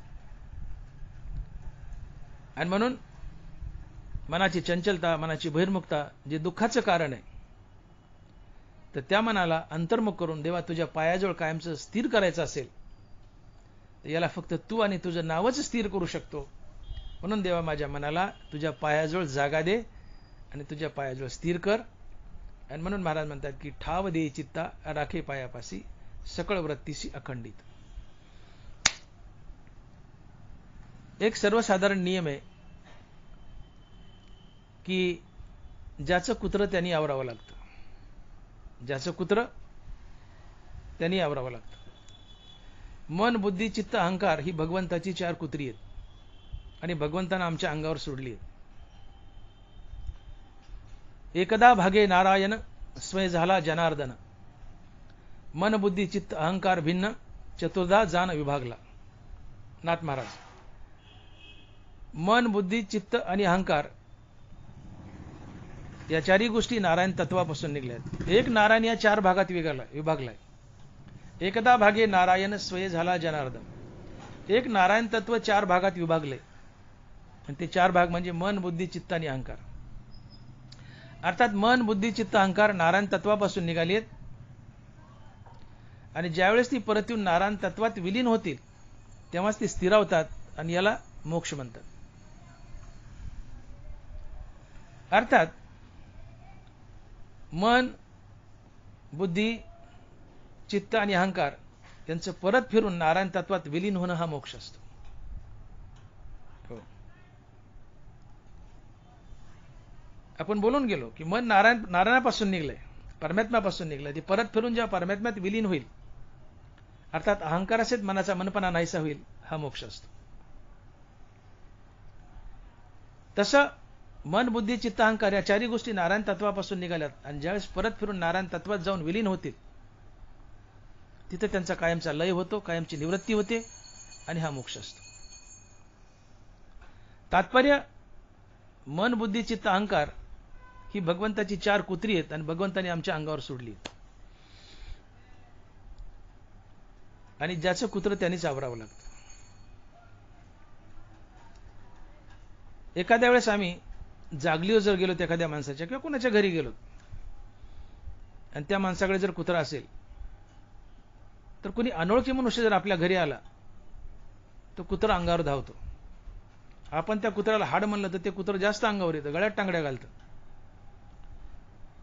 पण मालक जर कुत्र्याला हाड म्हटला तर कुत्रं स्थिरावतं आणि मग ते कुत्रं ओळखतं की हा नक्की आलेला मनुष्य माझ्या मालकाचा मित्र आहे, शत्रू नाही, आता त्याला येऊ द्यावं. मालक हाड म्हणला तरच कुत्रं स्थिरावतं, अन्यथा तुमच्या अंगावर जास्त येतं. तसं मन, बुद्धी, चित्त, अहंकार हे 4 कुत्रे आहेत आणि यांचा मालक आहे नारायण. नारायण जर या 4 कुत्र्याला हाड म्हणला तरच ते स्थिरावतात, अन्यथा नाही. आणि नारायणाने या 4 कुत्र्याला हाड म्हणणं म्हणजे तुम्ही नारायणाचं नाव घेणं, तुम्ही रामनाम घेणं, म्हणजे नारायणाने या कुत्र्याला हाड म्हणणं. अर्थात तुम्ही रामनाम घेतलं तरच मन, बुद्धी, चित्त, अहंकार हे स्थिरावू शकतात, अन्यथा नाही. म्हणून मी बोललो की ज्याचं कुत्रं त्यांनी आवरावं. मन, बुद्धी, चित्त, अहंकार ही नारायणाने आपल्या अंगावर सोडलेली 4 कुत्रे आहेत. नारायणाने या 4 कुत्र्याला हाड म्हणावं तेव्हा ती स्थिरावतात, माघारी फिरतात. आणि नारायणाने हाड म्हणणं म्हणजे नारायणाचं नाम घेणं. तुम्ही राम म्हणा, ही 4 कुत्रे आवरले जातात, वापस फिरतात, नारायण तत्वात विलीन होतात, तुम्ही मुक्त होता. याला म्हणायचं ठाव दे चित्ता राखे पायापाशी. देवा हे चित्त, मन, बुद्धी, चित्त, अहंकार ही सगळी देवापासून निघाली आणि देवाच्या नावानेच यांना आवर घालता येतो. देवा मग तू आणि तुझं नाव माझ्या तोंडात फिट कर. देवा तू आणि तुझ्या नावाने या चित्ताला आवर घाल आणि तुझ्या पायापाशी त्याला बसायला जागा दे आणि कायमच तुझ्यापाशी स्थिरावून घे, कायमच तुझ्यापाशी बसून घे. तरच माझं चित्त स्थिरावल, अन्यथा नाही. हनुमान महाराज म्हणतात की ठाव दे चित्ता राखे पायापाशी. आणि कसं? सकळ वृत्तीसी अखंडित. तू देवा माझ्या चित्ताला आवर घाल, तू कायमचा घाल, अखंडित घाल. आणि नुसतं चित्तालाच नाही तर माझ्या चित्तातील, माझ्या मनातील सगळ्या वृत्तींनाही अंतर्मुख कर किंवा त्यांनाही आवर घाल. चित्ताला तर आवर घाल, पण तो चित्तातल्या वृत्तींनाही आवर घाल आणि तो अखंडित घाल, कायमचा घाल. सकळ वृत्तीशी अखंडित. वृत्ती ही मनात उठते, चित्तात उठते. हो. आतू होऊन असे बाहेरी येतेसे व्यापार रूपे. की तुमच्या चित्तात जशी वृत्ती उठेल तशी ती इंद्रियाच्या कृतीतून प्रकट होत असते. आवडी वृत्ती किरीटी आधी मनोनी उठी, मग तेची वाचा दिठी करासी. ज्ञानोबर आहे. आवडी वृत्ती किरीटी आधी मनोनी उठी, मग तेची वाचा दिठी करासी. तुम्हाला जी वृत्ती आवडली ती अगोदर तुमच्या चित्तात, मनात उठते आणि ती इंद्रियाच्या कृतीतून प्रकट होत असते. तुमच्या मनात जर चांगली वृत्ती निर्माण झाली तर ती चांगली वृत्ती तुमच्या डोळ्यातून, हातातून आणि वाणीतून प्रकट होते. मनात चांगली वृत्ती निर्माण झाली तर तुम्ही त्या समोरच्या माणसाकडे प्रेमळ नजरेने पाहाल, प्रेमाने त्याच्या पाठीवरून हात फिरवाल, वाणीनं गोड बोलाल. आणि तुमच्या चित्तात, मनात वाईट वृत्ती निर्माण झाली समोरच्या माणसाबद्दल तर तुम्ही तोंडाने त्याला शिव्या द्याल, हाताने माराल आणि डोळे फाडून पाहाल. हनुमान ज्ञानोबा बोलतात की आवडी वृत्ती किरीटी आधी मनोनी उठी, त्याची वाचा दिठी करासी. देवा वृत्ती चांगली असते आणि वाईटही असते. आणि म्हणून तुकोबाराचा शब्द आहे सकळ. कारण वृत्ती चांगलीच असते असं नाही, वाईटच असते असं नाही, दोन्ही असतात. वृत्ती चांगली बी असते, वाईटही असते. म्हणून सकळ वृत्तीशी अखंडित. देवा माझ्या मनाला, चित्ताला आवर घालन, तुझ्या पायाजवळ बसायला जागा तर देच. पण त्या मनात असलेल्या सगळ्या ज्या वृत्ती आहेत त्या चांगल्या असो वाईट असो, त्या सकळ वृत्ती नाही आवर घाल आणि तुझ्या पायापाशी बसायला जागा दे. ठाव दे चित्ता राखे पायापाशी, सकळ वृत्तीशी अखंडित. पण देवा आता मनाला, माझ्या वृत्तीला आवर घातलाय, अंतर्मुख केले, तुझ्या चरणाजवळ बसायला जागा दिलीयस. पण माझं चित्त तुझ्या पायाजवळ कायमचं स्थिरवण्यासाठी किंवा तुझ्या पायाजवळ कायमचं स्थिर होऊ नये यासाठी काही शत्रू टपलेले असतात. तुकोबारा देवाला म्हणतात की देवा तू माझ्या चित्ताला, माझ्या मनाला तुझ्या पायाजवळ बसायला जागा दिलीये, कायमची दिलीयस, हे ठीक आहे. पण मला अजून एक डाऊट आहे, अजून एक शंका, की देवा तुझ्या पायाजवळ माझं मन कायमचं स्थिरावं असं मला वाटतंय. परंतु हे मन तेव्हा स्थिरावेल की ज्यावेळेस या मनाला स्थिर न होण्यासाठी काही शत्रू टपलेले असतात, त्यांचा नायनाट झाला तर. आणि हे शत्रू कोण आहेत हे तुकोबारा अभंगाच्या 4थ्या चरणात सांगतात. आणि महाराज म्हणतात की आस भय चिंता लाज काम क्रोध तोडावा संबंध यांचा माझा. आस भय चिंता लाज काम क्रोध तोडावा संबंध यांचा माझा. देवा माझ्या मनाला तू, माझ्या चित्ताला तुझ्या पायाजवळ बसायला जागा दिलीयस, परंतु हे तुझ्या पायाजवळ कायमचं स्थिर तेव्हाच होईल की ज्यावेळेस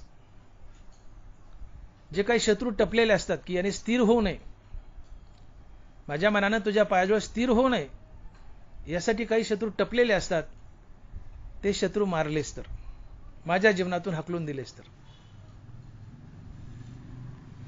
माझं चित्त तुझ्या पायापाशी स्थिर व्हावं ही माझी इच्छा आहे. पण हे कधी स्थिर होईल? हे तेव्हा स्थिर होईल की यांनी स्थिर होऊ नये यासाठी काही शत्रू टपलेत, त्यांचा नाश केला तर. आणि ते शत्रू आहेत आस, भय, चिंता, लाज, काम आणि क्रोध, तोडावा संबंध यांचा माझा. माझ्या जीवनातून हे 6 शत्रू घालव, तरच माझं चित्त तुझ्या पायाजवळ कायमचं स्थिर होईल. कारण चित्त स्थिर होऊ नये यासाठी हे 6 शत्रू सारखा प्रयत्न करत असतात. हे शत्रू घालव. त्यातला पहिला शत्रू आहे आस. आस म्हणजे आशा. आशा म्हणजे इच्छा. आशा मोठी बलवान असते. इच्छा बलवान असतात. इच्छेला तळ नसतो. इच्छा तुमच्या मनाला सोबत घेऊन बाहेर पडतात. तुमच्या मनाला बहिर्मुख करतात. हृदयस्थ रामापासून तोडतात. मन हृदयस्थ रामापासून तुटलं की बेचैन होतं, अस्थिर होतं, तडपतं. मनाची बेचैनी, अस्थिरता, तडप हे दुःख असते. आणि म्हणून मानवी जीवनात दुःखाचं सर्वात मोठं कारण जर काय असेल तर ती आहे आशा. आणि म्हणून ज्ञानोबा बोलतात की आशा जैसी दुःखाते, व्याली निंदा दुरीते. निंदा पापाला जन्म देते, आशा दुःखाला जन्म देते. आशेपाशी नाही सुख, आशेपाशी परम दुःख. नाथ महाराज. मनात आशा उठली की तुमच्या वाट्याला दुःखच येणार. हो. कारण तुम्हाला जी आशा झाली, जी वस्तू हवी ती नाही मिळाली तर तुमची निराशा होते. निराशा दुःखाला कारणीभूत असते. आणि म्हणून माझ्या जीवनातून आशा घालव. आशा इच्छित वस्तू मिळेपर्यंत दुःखी करते आणि मिळालेल्या वस्तूचाही उपभोग घेऊ देत नाही. आशा कशा दुःखी करतात पहा. आशा इच्छित वस्तू, आशा झाली कुठली तरी, ती वस्तू मिळेपर्यंत मला दुःखी करते, पण मिळालेल्या वस्तूचाही उपभोग घेऊ देत नाही. ही डबल दुःखी करते. आशा मोठी गमतीची आहे. आशा इच्छित वस्तू मिळेपर्यंत मला दुःखी करते आणि मिळालेल्या वस्तूचाही उपभोग घेऊ देत नाही. तुम्हाला एक उदाहरण सांगतो. एक लग्नाची पार्टी बसली, बैठक बसली, इकडून 10-15, तिकडून 10-15, आणि बोला म्हणले सांगा हुंडा. आता हुंडा घेणं बंदी आहे कायद्याने, घेऊ नये, पण म्हणले सांगा हुंडा. मुलाचा बाप म्हणला द्या 2 लाख. मुलीचा बाप म्हणला दिले. कुत्र्याने तुकडा झेलल्यासारखं त्याने लगेच शब्द झेलला, मला दिले. मुलाचा बाप चपापला, म्हणले अरे अरे अरे अरे अरे अरे, मागण्यात चुकले. 2 लाखाच्या ऐवजी 4 लाख म्हणलं असतं यांनी दिले असते. 2 लाखाच्या ऐवजी 4 लाख म्हणलं असतं तरी यांनी दिले असते. हा मनात सारखा घोकू लागला. 4 लाख म्हणलं असतं तर, 4 लाख म्हणलं असतं तर, 4 लाख म्हणलं असतं तर. पण आता म्हणून काय उपयोग? सुपारी फुटली ना. 2 लाखावर हा तयार झाला, सुपारी फुटली, पण हा मनात घोकत होता 4 लाख म्हणलं असतं तर, 4 लाख म्हणलं असतं तर. जेवायला बसले, बाई गुळवणी वाढायला आली, हा मनात म्हणतो 4 लाख म्हणलं असतं तर, 4 लाख म्हणलं असतं तर. बाई म्हणते काय म्हणता मामा? ते म्हणतं बाई तुला नाही कळायचं, जातो 4 लाख म्हणलं असतं तर. याला नातरुंड झाले तरी हा बसल्या बसल्या म्हणायचा 4 लाख म्हणलं असतं तर, 4 लाख म्हणलं असतं तर. नातू म्हणते आजोबा काय म्हणता? बाबा तुला नाही कळायचं. हा घोकीत होता 4 लाख म्हणलं असतं तर. आधी दुःख काय होतं? 2 लाख मिळतील का नाही. 2 लाख मिळाले, त्या 2 लाखाचा आनंद त्या 4 लाखाच्या आशेने भोगू दिला नाही. आणि म्हणून मी बोललो की आशा इच्छित वस्तूपर्यंत मला दुःखी करते आणि मिळालेल्या वस्तूचा उपभोग घेऊ देत नाही. आधी इच्छा असते मी आमदार व्हावं, आधी दुःख आहे की मी आमदार होतो का नाही हे दुःख आहे, निवडून येतो का नाही दुःख आहे. आधी आशा आहे किंवा आधी दुःख आहे की मी आमदार व्हावं. आता आमदार झाला, हा आनंद आहे ना. पण आता साहेबाला वाटलं मंत्री व्हावं, पण मंत्रीपद मिळालं नाही. मंत्रीपद मिळालं नाही या आशाने आमदार झाल्याचं सुख तुम्हाला भोगू दिलं नाही. बरोबर चुकून मंत्रीपद मिळालंय तर असं खातं मिळालं की ज्यात काही खाता येत नाही, असं खातं मिळालं की ज्यात काही खाता येत नाही. आणि मग मंत्रीपद मिळून तरी उपयोग काय? मग इथं मंत्रीपद मिळाल्याचा आनंदही खातं चांगलं नाही मिळालं आहे, खातं चांगलं मिळालं नाही, या गोष्टीने तुम्हाला मंत्रिपदाचे आनंद उपभोगू दिला नाही. आणि म्हणून इच्छा, आशा या दुःखाला कारणीभूत असतात. आशा इच्छित वस्तू मिळेपर्यंत दुःखी करते आणि मिळालेल्या वस्तूचाही उपभोग घेऊ देत नाही. म्हणून आशा मारा, तुम्ही सुखी व्हाल. आशा मारा. आशा, तुमचं जे मन अंतर्मुख आहे, आशा म्हणजे जी इच्छा. आशेचा आणि दुःखाचा संबंध कसा आहे बघा, की मनात कुठलीही इच्छा उठली, आशा निर्माण झाली, की ही इच्छा आशा तुमच्या मनाला आपल्यासोबत घेऊन बहिर्मुख धावतात. आणि तो इच्छित विषय मिळेपर्यंत मन बेचैन अस्थिर असतं. ही बेचैनी, अस्थिरता दुःख असते, एक कारण. आणि दुसरी गोष्ट, मन बहिर्मुख धावल्यामुळे हृदयस्रामापासून तुटले. आणि मन जेव्हा जेव्हा हृदयस्रामापासून तुटेल तेव्हा तेव्हा ते बेचैन आणि अस्थिर बनतं, ते तडपतं. ही तडप, बेचैनी, अस्थिरता हे दुःख असतं. मग आशा तुम्हाला दोन प्रकारे दुःखी करतात. मनात आशा उठली, इच्छा उठली, की त्या इच्छेच्या मागे मन धावलं. ती इच्छित वस्तू मिळेपर्यंत मन बेचैन आहे. बेचैनी, मनाची बेचैनी हे दुःख आहे, एक कारण. आणि मन हृदयस्रामापासून तुटले आणि बहिर्मुख धावू लागले. आणि मन जेव्हा जेव्हा हृदयस्रामापासून तुटेल तेव्हा तेव्हा बेचैन अस्थिर असतं. आणि बेचैनी, अस्थिरता हे दुःख असतं. हे दुःखाचं दुसरं कारण. आशा दोन प्रकारे दुःखी करते. मनाला बहिर्मुख करून दुःखी करते आणि इच्छित वस्तू मिळेपर्यंत बेचैन अस्थिर करते आणि दुःखी करते. आशा दुहेरी दुःखी करते. आणि म्हणून आशा मारा, इच्छा मारा, सुखी व्हाल. आणि म्हणून महाराज पांडुरंगाकडे विनंती करतात की देवा, माझं मन स्थिर राहावं. असं जर तुला वाटत असेल, तू माझ्या मनाला जागा दिलीस, ते स्थिर राहावं यासाठी प्रयत्न केलाय, पण ते कायमचं स्थिर राहावं अशी माझी इच्छा आहे. आणि ते कायमचं स्थिर राहावं असं जर वाटत असेल, की मला कायमचं स्थिर राहावं यासाठी माझी आशा घालव.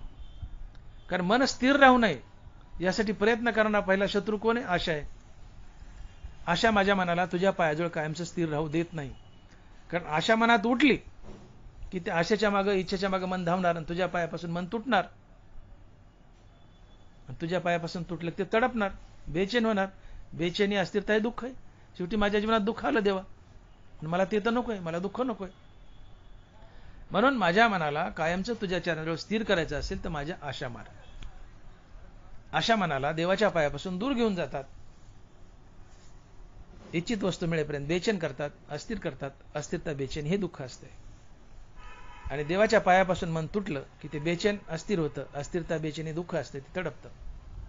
अशा प्रकारे आशा तुमच्या मनाला देवाच्या पायापासून तोडून दोन प्रकारे दुःखी करतात. आणि म्हणून देवा, माझं मन तुझ्या पायापाशी कायमचं स्थिरावं यासाठी माझ्या आशा मार. तुझ्या पायापासून त्याला पळून नेण्यासाठी पहिला शत्रू कोण टपलाय तर ते आशा आहे. आशा मार. दुसरा आहे माझं भय मार. माणसाला नाना प्रकारचं भय, स्वतःच्या मृत्यूचं भय, अवलादीच्या मृत्यूचं भय, बायकोच्या मृत्यूचं भय, गणागोत्याच्या मृत्यूचं भय आहे, इचुकाट्याचं भय आहे, कुत्र्या मांजराचं भय आहे, चोरा चिलटाचं भय आहे. कशाचं भय नाही. मानवी जीवनाला अख्ख्या भयानेच विळखा मारलाय. भय बाजूला सारत सारत पुढे चालणं हेच जीवन आहे. मृत्यू बाजूला सारत सारत चालणं, पुढे चालणं हेच जीवन आहे. भय आणि मृत्यू यांनी विळखा मारलाय आम्हाला. म्हणून जीवनाची व्याख्या करायची असेल अशी करता येईल की भय आणि मृत्यू या दोघांना बाजूला सरकत सरकत पुढे चालणं हेच जीवन. पावलं पावली भय. अवलाद माईक पदार्थाची बनलेली, माईक पदार्थ नाशिवंत आहेत. अवलाद मरते काय याची काळजी वाहतो मनुष्य. भय, भय दुःखाला कारणीभूत आहे. धन दौलत, गडगंज पैसा घरात ठेवला पण चोरी जातो काय? भय. मनुष्य अस्थिर बनतो. मनुष्य ज्ञानेश्वरी वाचतोय आणि नातू मागून आला आणि म्हणला आजोबा तुमच्या मागून उंदीर गेलाय. मनुष्य टणकन उडतो, भयभीत होतो. ज्ञानेश्वरी वाचण्यात मन लागत नाही. साप सोडा, साप तर लय मोठं झालं. उंदीर गेला म्हणलं तरी मनुष्य भयभीत होतो. भय तुमच्या मनाला अस्थिर करतं, भगवंताच्या चरणापासून तोडतं आणि बहिर्मुख घेऊन जातं. बहिर्मुखता दुःखाला कारणीभूत असते. कशा प्रकारे मी हजारदा सांगितलं तर पुन्हा पुन्हा सांगत नाही. ते द्विरिक्तीचा दोष येईल माझ्यावर, पुन्हा नाव ठेवताल. मनात भय निर्माण झालं की भय तुमच्या मनाला बहिर्मुख घेऊन जातं, भगवंताच्या चरणापासून तोडतं आणि बहिर्मुखता दुःखाला कारणीभूत. बहिर्मुख झालं की बेचैन, अस्थिर. अस्थिरता, बेचैनी दुःख आहे. म्हणून देवा, दुसरा शत्रू जो टपलाय माझ्या मनाला तुझ्या चरणापासून दूर घेऊन जाण्यासाठी, ते भय माझ्या जीवनातून घाल. तिसरा आहे चिंता. कशाची चिंता आहे? पोरगा MBBS ला लागावं ही पहिली चिंता आहे सध्या. पोराची परीक्षा बसून पण बापाची उभ्याने असते. बाप 3 तास परीक्षा हॉलच्या बाहेर असतो. पोरगा बसून परीक्षा देतो, बाप उभा राहून परीक्षा देतो. आणि चिंता तर होऊन देतो, माझं पोरगा MBBS ला लागतंय का नाही, लागतं का नाही, पेपर कसा जातो, लागलंच तर पास होते का नाही चिंता, झालंच तर पुढे दवाखाना टाकायचं, पैसे नाहीत चिंता, टाकलाच तर चलतो का नाही चिंता, बँकेचं कर्ज काढे फिटते का नाही चिंता, पोराला गोरी बायको मिळते का नाही चिंता, मिळेल तर पोराचं तिचं पटतं का नाही चिंता, पटलेच तिला लेकरं होतात का नाही चिंता, झालेच तर ते जगतात का नाही चिंता, उद्या ते पोरं बापाला सांभाळतात का नाही चिंता. पावलं चिंता आहे. चिंता तुमच्या मनाला बाहेर घेऊन पळते. आणि चिंता ही एक प्रकारचं दुःखच असते. आणि मला तर दुःख नकोय देवा, माझ्या मनाला स्थिर ठेव. यासाठी काही शत्रू टपले. त्यातला पहिला शत्रू आशा घाल, भय घाल आणि चिंता घाल. कारण चिंता ही जिवंत माणसाला जाळते, चिता मेलेल्या माणसाला जाळते. आणि म्हणून श्री तुलसीदास एका त्यांच्या अभंगातून बोलतायत की चिंता से घटे शरीर घटे रूप और ज्ञान, चिंता से घटे शरीर घटे रूप और ज्ञान, चिंता बड़ी अभागिनी चिंता चिता समान, तुलसी भरोसे राम के निर्भय होके सोए, तुलसी भरोसे राम के निर्भय होके सोए, अनहोनी होनी नहीं होनी होय सो होय, चिंता से घटे शरीर घटे रूप और ज्ञान. चिंतेने शरीर घटतं, रूप घटतं, ज्ञान घटतं. तुम्ही किती फेअर अँड लवली लावा, किती मेकअपचं सामान लावा, पावडर लावा, स्नो लावा, चिंता असेल तर तुमचं सौंदर्य घटणारच. चिंता से घटे शरीर घटे रूप और ज्ञान, चिंतेनं रूप घटतं, ज्ञान घटतं. हो, थॉट ब्लॉक होतो. चिंता असेल, पेपरला गेला तुम्ही, वार्षिक परीक्षा पेपरला गेला, चिंता दूर गेलाय, कसा जातो पेपर, थॉट ब्लॉक येतो, वाचलेलं जे आठवतं ते विसरून जातं. चिंता से घटे शरीर घटे रूप और ज्ञान, चिंतेनं ज्ञान घटतं, आहे ते विसरतं, रूप घटतं. हो, तुम्ही सोनं खा पण चिंता करत असाल, खरखर उतराल, शरीर घटतं. एकदा एका माणसाला शिळे तुकडे खाऊन पहिलवान होता, दांडगा पहिलवान होता, दौंडीच्या कुस्त्या करायचा, हे टपाऱ्या पहिलवान. राजाने बोलून घेतला, अरे म्हणले एवढा मोठा पहिलवान, तुझे खाण्याचे आबळ चालली, हाल आपसल्या चालल्यात, हे म्हणले तू राजदरबारात राहा आणि राजदरबारातला मल्ल पहिलवान हो म्हणले, तू रोज सोनं खा म्हणले, काय खायच्यात खा, आणि आपल्या राज्याचं नाव वाढव, कर म्हणले कुस्त्या.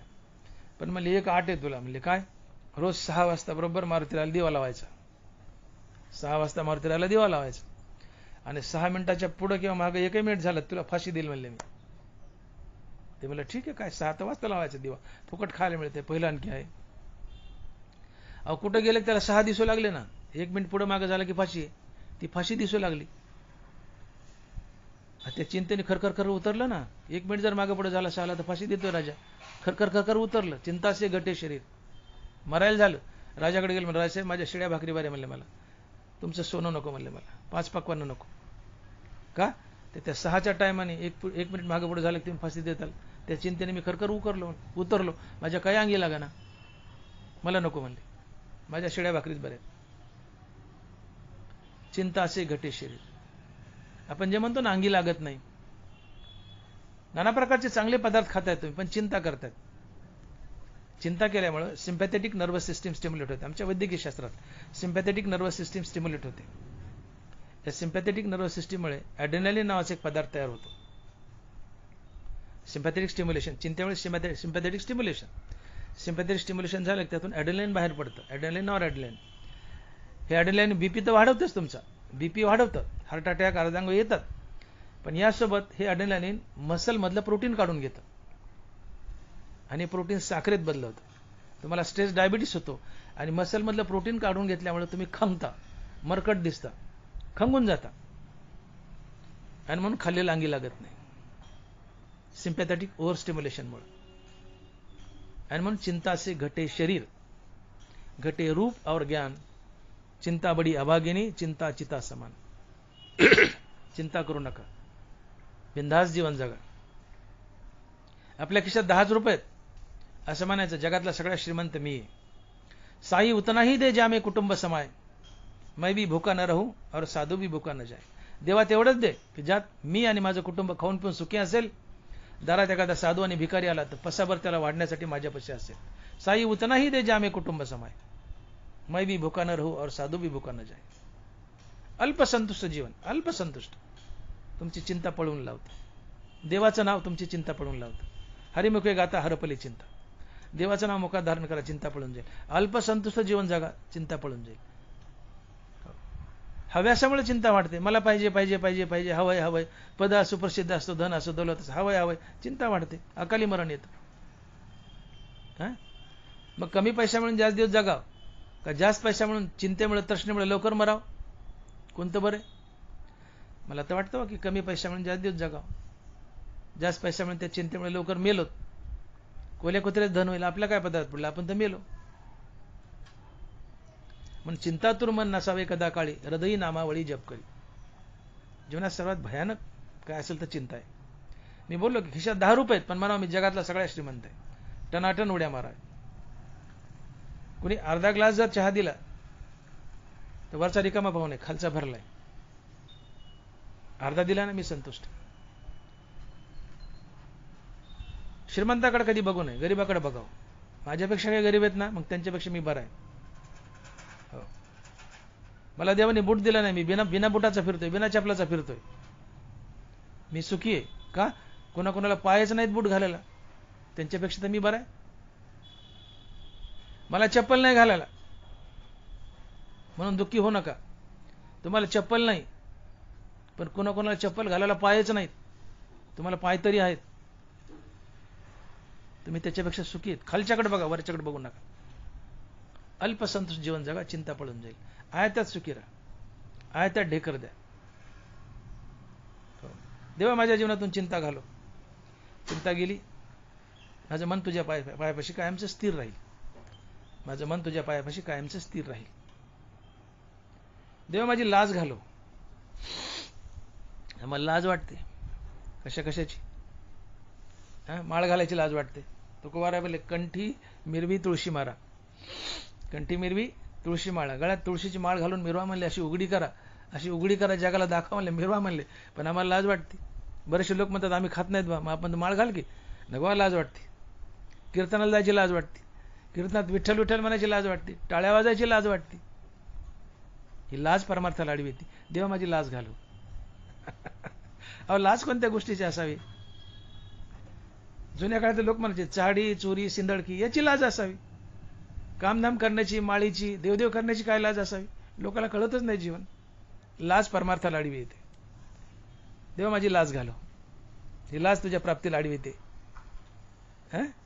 माझी लाज घालो. आणि शेवटी काम क्रोध घालो. आपण फार मोठा आहे, सगळ्या सोडवणं अवघड आहे. स्पर्श करूया, थांबूयात. 10 मिनिटं आलीत आपल्याकडे. काम म्हणजे ज्ञानेंद्रियाची विषय भोगाची इच्छा. ज्ञानेंद्रियाची विषय, हे ज्ञानेंद्रियाचे विषय माझ्या जीवनातून हाकलून दे. अर्थात काम हाकलून दे. काम म्हणजे ज्ञानेंद्रियाच्या विषय भोगाची इच्छा. आणि ज्ञानेंद्रियाच्या विषय भोगाची इच्छा म्हणजे काम. आणि या कामातून क्रोध निर्माण होतो. हा क्रोधही जाऊ दे.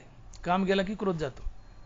हो, कामाची नाही ती तर क्रोधाची काही शांती, ते काहीतरी भांडणार आहे.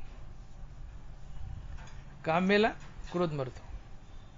मुळाचे तोडणे जैसे होय शाखा उद्देशे, कामो नासलेने नासे क्रोध तैसा. काम नासला की क्रोध नासतो. कारण कामातूनच क्रोध निर्माण होतो. आणि मग काम जाऊ दे देवा माझ्या जीवनातून, क्रोध आपाप जाईल. क्रोध आघातक आहे. क्रोध स्वतःला घातक आहे, समोरच्याला घातक आहे. श्वान शीघ्र कोपी आपणा घात कर पापी. क्रोधान आपलं जीवन बर्बाद होतं, नाना प्रकारचे रोग होऊन. समोरच्याचं आपण वाईट करतो, हानमार करतो. कुठपर्यंत जातं भांडण लागतं, कुठपर्यंत प्रकरण जातं. देवा माझा काम घाल, काम गेला की क्रोध जाईल, क्रोध गेला. देवा माझे 6 शत्रू गेले, आता मी बिंदास झालो. आता माझं चित्त तुझ्या पायाजवळ कायमचं स्थिर राहील. कारण तुझ्या पायाजवळ बाहेर ओढून काढण्यासाठी हे 6 शत्रू टपलेले आहेत. हे 6 शत्रू माझ्या जीवनातून घालो. मग हे 6 शत्रू माझ्या जीवनातून गेले की आता माझ्या चित्ताला तुझ्या पायापासून दूर करणारं कोणी शिल्लक राहिलं नाही. आणि म्हणून आस भय चिंता लाज काम क्रोध तोडावा संबंध यांचा माझा. मग तुकोबाराय पुढे बोलतात की देवा, या बारीक सारीक गोष्टी या वरच्या अभंगाच्या 4 चरणात खूप बारीक सारीक मागितले देवा मी तुला, हे घाल ते घाल, हे दे ते दे. पण देवा म्हणले आता एकच मागतो. जसं एखाद्या मुलीने आईला म्हणता, आई मला पॉकेट मनी दे ना ग, 5 रुपये दे, 10 रुपये दे, 5 रुपये दे, 10 रुपये दे. पण ते मूल एक दिवशी आईला म्हणता, आई तुला रोजच 5 आणि 10 काय मागू ग, तू असं कर बरं, एकदाच मला 500 रुपये दे, म्हणजे तुला महिनाभर पैसे मागायची गरजच नाही. आई देऊन टाकते. तसं तुकोबाराय म्हणतात, देवा हे बारीक सारीक काय मागू रे तुला 50 बार, हे दे ते दे ते दे हे दे. देवा म्हणले मग आता असं कर, एकदाच मला असं दे की मला तुला काही मागण्याची गरजच पडायची नाही. या अभंगाच्या 5व्या चरणात. आणि ते मागणं आहे, तुकोबाराय म्हणतात की मागणे ते एक हेची आहे आता, नाममुखी संत संग देई. देवा म्हणले मी बारीक सारीक लय मागितले अभंगाच्या वरच्या 4 चरणात. म्हणले ठीक आहे ते तर दिलेस, पण आता एकच विनंतीवर म्हणले एकदाच मागतो. काय तर माझ्या मुखात पांडुरंगाचं नाम स्थिरावू दे. अर्थात देवा माझ्या मुखात तुझं नाम स्थिरावू दे आणि मला संत संग दे. आता देवाचं नाव मुखात स्थिरावलं की मी बोलून गेलो की रामकृष्ण नामे उन्मनी साधली. तुकोबारायांनी शेवटचा प्रहार केलाय. आणि माझ्या देवाची कृपा झाल्याशिवाय मुखात देवाचं नाम कायमचं स्थिरावत नाही. आम्ही किती प्रयत्न करू द्या, देवाच्या नामाची कायमची गोडी तेव्हा लागते जेव्हा देवाचा कृपा प्रसाद आपल्यावर होतो. आम्ही नाम घेऊ, पण हंगामी घेऊ, सिजनल घेऊ, उठताना गुडघा दुखलातच विठ्ठला, पण देवाचं कायमचं नाव तोंडात स्थिरावं असं वाटत असेल तर देवाची कृपा व्हावी लागते. देवा तू माझ्यावर कृपा कर, म्हणजे अखंडित माझ्या तोंडातून तुझं नामस्मरण घडेल. आणि तुझं नामस्मरण अखंडित घडलं की मन मरेल. अर्थात रामनामानं मनाचं उन्मन होईल. अर्थात अखंडित रामनाम घेतलं की माझ्या मनाची अंतर्मुक्ता साधेल. माझं मन हृदयस्थ रामप्रभूला जाऊन भेटेल. मन आणि हृदयस्थ राम यांच्या भेटीतून मनाला स्थिरता लाभेल. मनाची स्थिरता हेच सुख आहे. आणि मनाची स्थिरता म्हणजे मनाचं मरण. मन मेलं की देहाचा विसर पडेल. आणि मग मनाचं मरण, देहाचा विसर पडणं या 2 गोष्टी सुखाला कारणीभूत आहेत. किंबहुना देहाचा विसर पडल्यास सुख मिळतं असं म्हणण्यापेक्षा मन मेले की सुखाची प्राप्ती होते असं म्हणलं तरी चालतंय. आणि म्हणून देवा मला माझ्या देहाचा कायमचा विसर पडावा असं वाटत असेल तर तुझं नाम माझ्या मुखात कायमचं स्थिरावू दे, म्हणजे मला सुखाची कायमची प्राप्ती होईल. कारण देहाचा विसर पडण्यासाठी मन मारावं लागतं आणि मन म्हणण्यासाठी मुखात नाम असावं लागतं. अर्थात मुखात कायमचं नाम असेल तर मन मरतं, मन मेले की देहाचा विसर पडतो आणि सुखाची कायमची प्राप्ती होते. म्हणून देवा माझ्या मुखात तुझं नाम कायमचं स्थिरावू दे. नाममुखी संत संग देई. देवा मला संताची संगती दे. 3 गोष्टीत नरबराने सांगितलंय की एरवी तरी पाही स्वभाववर्धीचे टाही, आहारा वाचुनी नाही बळीयावरती. एरवी तरी पाही स्वभाववर्धीचे ठाई, आहारा वाचुनी नाही बळीया हेतू. देवा परमार्थ कडीला जावं असं वाटत असेल तर पहिली गोष्ट तुम्ही एक करा, आहार शुद्धी करा, शुद्ध सात्विक आहार घ्या, सज्जनाची संगती करा आणि मुखानं देवाचं नाव घ्या. तुमचा परमार्थ नक्की सफल होईल. तुम्हाला नक्की देव भेटेल. धरावा तैसा संगू जेणे पोखे सात्विकाचा लागू, सत्ववर्धीचा भागू आहारू घेपे. ज्ञानोबा म्हणतात की मुखानं देवाचं नाव घ्या, सज्जनाची संगती करा आणि शुद्ध सात्विक आहार करा. या 3 गोष्टी जर केल्या तर तुम्हाला देव नक्की भेटेल. तुकोबाराय तेच म्हणतात की देवा माझ्या मुखात तुझं नाम स्थिरावू दे आणि मला संताची संगती दे. संताच्या संगतीमुळे माझी परमार्थाची बॅटरी पुन्हा पुन्हा चार्ज होईल. परमार्थ करताना आपली बॅटरी उतरती, सत्संगतीत गेलं, कीर्तनात गेलं, प्रवचनात गेलं की बॅटरी पुन्हा चार्ज होती. पुन्हा देवदेव करावं असं वाटतं, नामस्मरण करावं असं वाटतं. म्हणून सत्संगती पुन्हा पुन्हा हवी. सदैव सत्संगतीत राहा, कुसंगतीत जाऊ नका. कुसंगतीने भले भले व्हायला गेले. कैकेयी माता मंथरेच्या कुसंगतीने व्हायला गेली. कर्ण दुर्योधनाच्या कुसंगतीने व्हायला गेला. साधूही कुसंगतीने व्हायला जातो. डेकनाच्या संगे हिरा भंगला, कुसंगी नाडाला साधू तैस. एरवी घनानं न फुटणारा हिरा डेकनाच्या संगतीत गेला आणि ढेकून फुटला, रक्त लागलं तर तो हिऱ्याचा चुरा होतो. बैसता चोरापाशी तैसीच होय बुद्धी, पाहताची चिंदी धावे मन. चोरापाशी बसलं तर फटकं चिंदू काही उचला वाटतं. म्हणून दुर्जनाची संगती टाळा, सदैव सज्जनाची संगती करा. सत्संगती ही प्रयत्नानं करावी लागते, कुसंगती टाळावी लागते आणि विसंगती भोगावी लागते. विसंगती हा आपल्या प्रारब्धाचा भोग असतो. नवरा बायकोला म्हणतो पोहे कर, बायको चहाच करते, ही विसंगती. विसंगतीमध्ये दुःख असतं, तो प्रारब्धाचा भोग आहे, तो भोगावाच लागतो. म्हणून विसंगती भोगावी लागते, टाळता येत नाही. कुसंगती टाळता येते, ती टाळा, ती परमार्थाला आडवी येते. आणि सत्संगती सायासन करा, सत्संगती सायासन करा. सत्संगतीत जा, परमार्थात जा, कीर्तनात जा, प्रवचनात जा. तिथं मुखानं देवाचं नाव घ्या, जय जय रामकृष्ण हरी म्हणा, विठ्ठल विठ्ठल म्हणा, टाळ्या वाजा. सदैव सत्संगतीत राहा आणि मुखानं देवाचं नाव घ्या, परमार्थ सफल होईल. अंजुडीला शाखार द्या. हेच तुकोबाराय म्हणतायत की देवा आता एकच दे, माझ्या मुखात तुझं नाम स्थिरावू दे आणि मला संतांचा संग दे. मग काय होईल की माझी सेवा वरपंगी राहणार नाही, ती शुद्ध भावयुक्त होईल. हे अभंगाच्या शेवटच्या चरणात महाराज म्हणतात की तुका म्हणे नको वरपंगी, देवा घे माझी सेवा भावयुक्त. देवा माझ्या तोंडात तुझं नाव स्थिरावलं आणि सत्संगतीत मी असेल तर माझी सेवा ही वरपंगी नसेल, ती भावयुक्त असेल, शुद्ध भावयुक्त असेल. तर शुद्ध भावयुक्त सेवा जी आहे याचा अर्थ होतो अशुद्ध आणि शुद्ध भाव. भावाचे दोन प्रकार, एक शुद्ध भाव, एक अशुद्ध भाव. थोडा संसार आवडतो आणि थोडा देव आवडतो, अशुद्ध भाव. संसार अजिबात आवडत नाही, फक्त देवच आवडतो, तो शुद्ध भाव आहे. आणि म्हणून मुक्ताबाई म्हणतात की शुद्ध ज्याचा भाव झाला दुरी नाही देव त्याला. तुका म्हणे भाव जवळी धरून आणि देव. देवा आता मला एकदा संतांची संगती लाभली आणि मुखात नाम फिट झालं की संसाराची आसक्ती निघून जाईल, फक्त तुझीच आसक्ती राहील. आणि हा शुद्ध भाव आहे आणि असा शुद्ध भावाने मला भजन करायचंय आणि मग या शुद्ध भावाने तू मला प्राप्त होशील.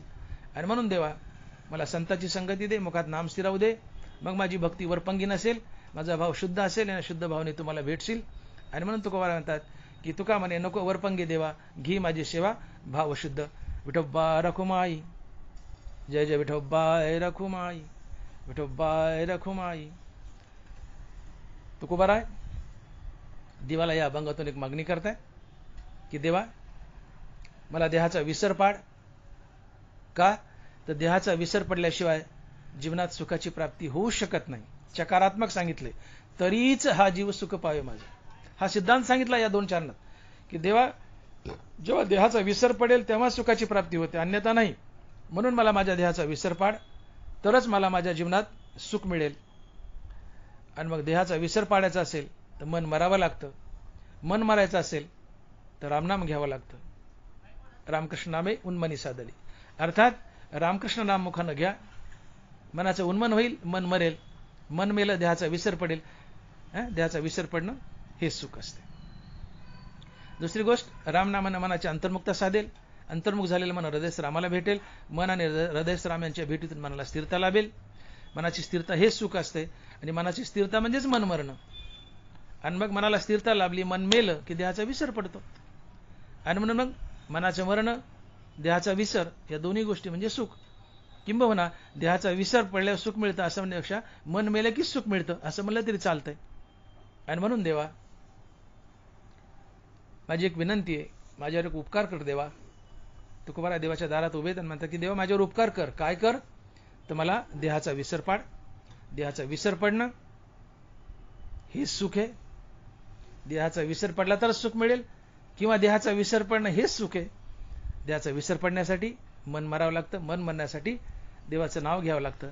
मग देवाचं अखंडित नाम घ्या, मन मरेल, देहाचा विसर पडेल आणि तुम्ही कायमचे सुखी व्हाल. ज्ञानेश्वर माऊली, ज्ञानराज माऊली तुकाराम, विठ्ठल जय जय विठ्ठल, बोली लिहिले कुरे वेळी वाकोडी उत्तरे, पुंडलिक वरदयार विठ्ठल, श्री ज्ञानदेव तुकाराम, गोपाल कृष्ण भगवान की जय.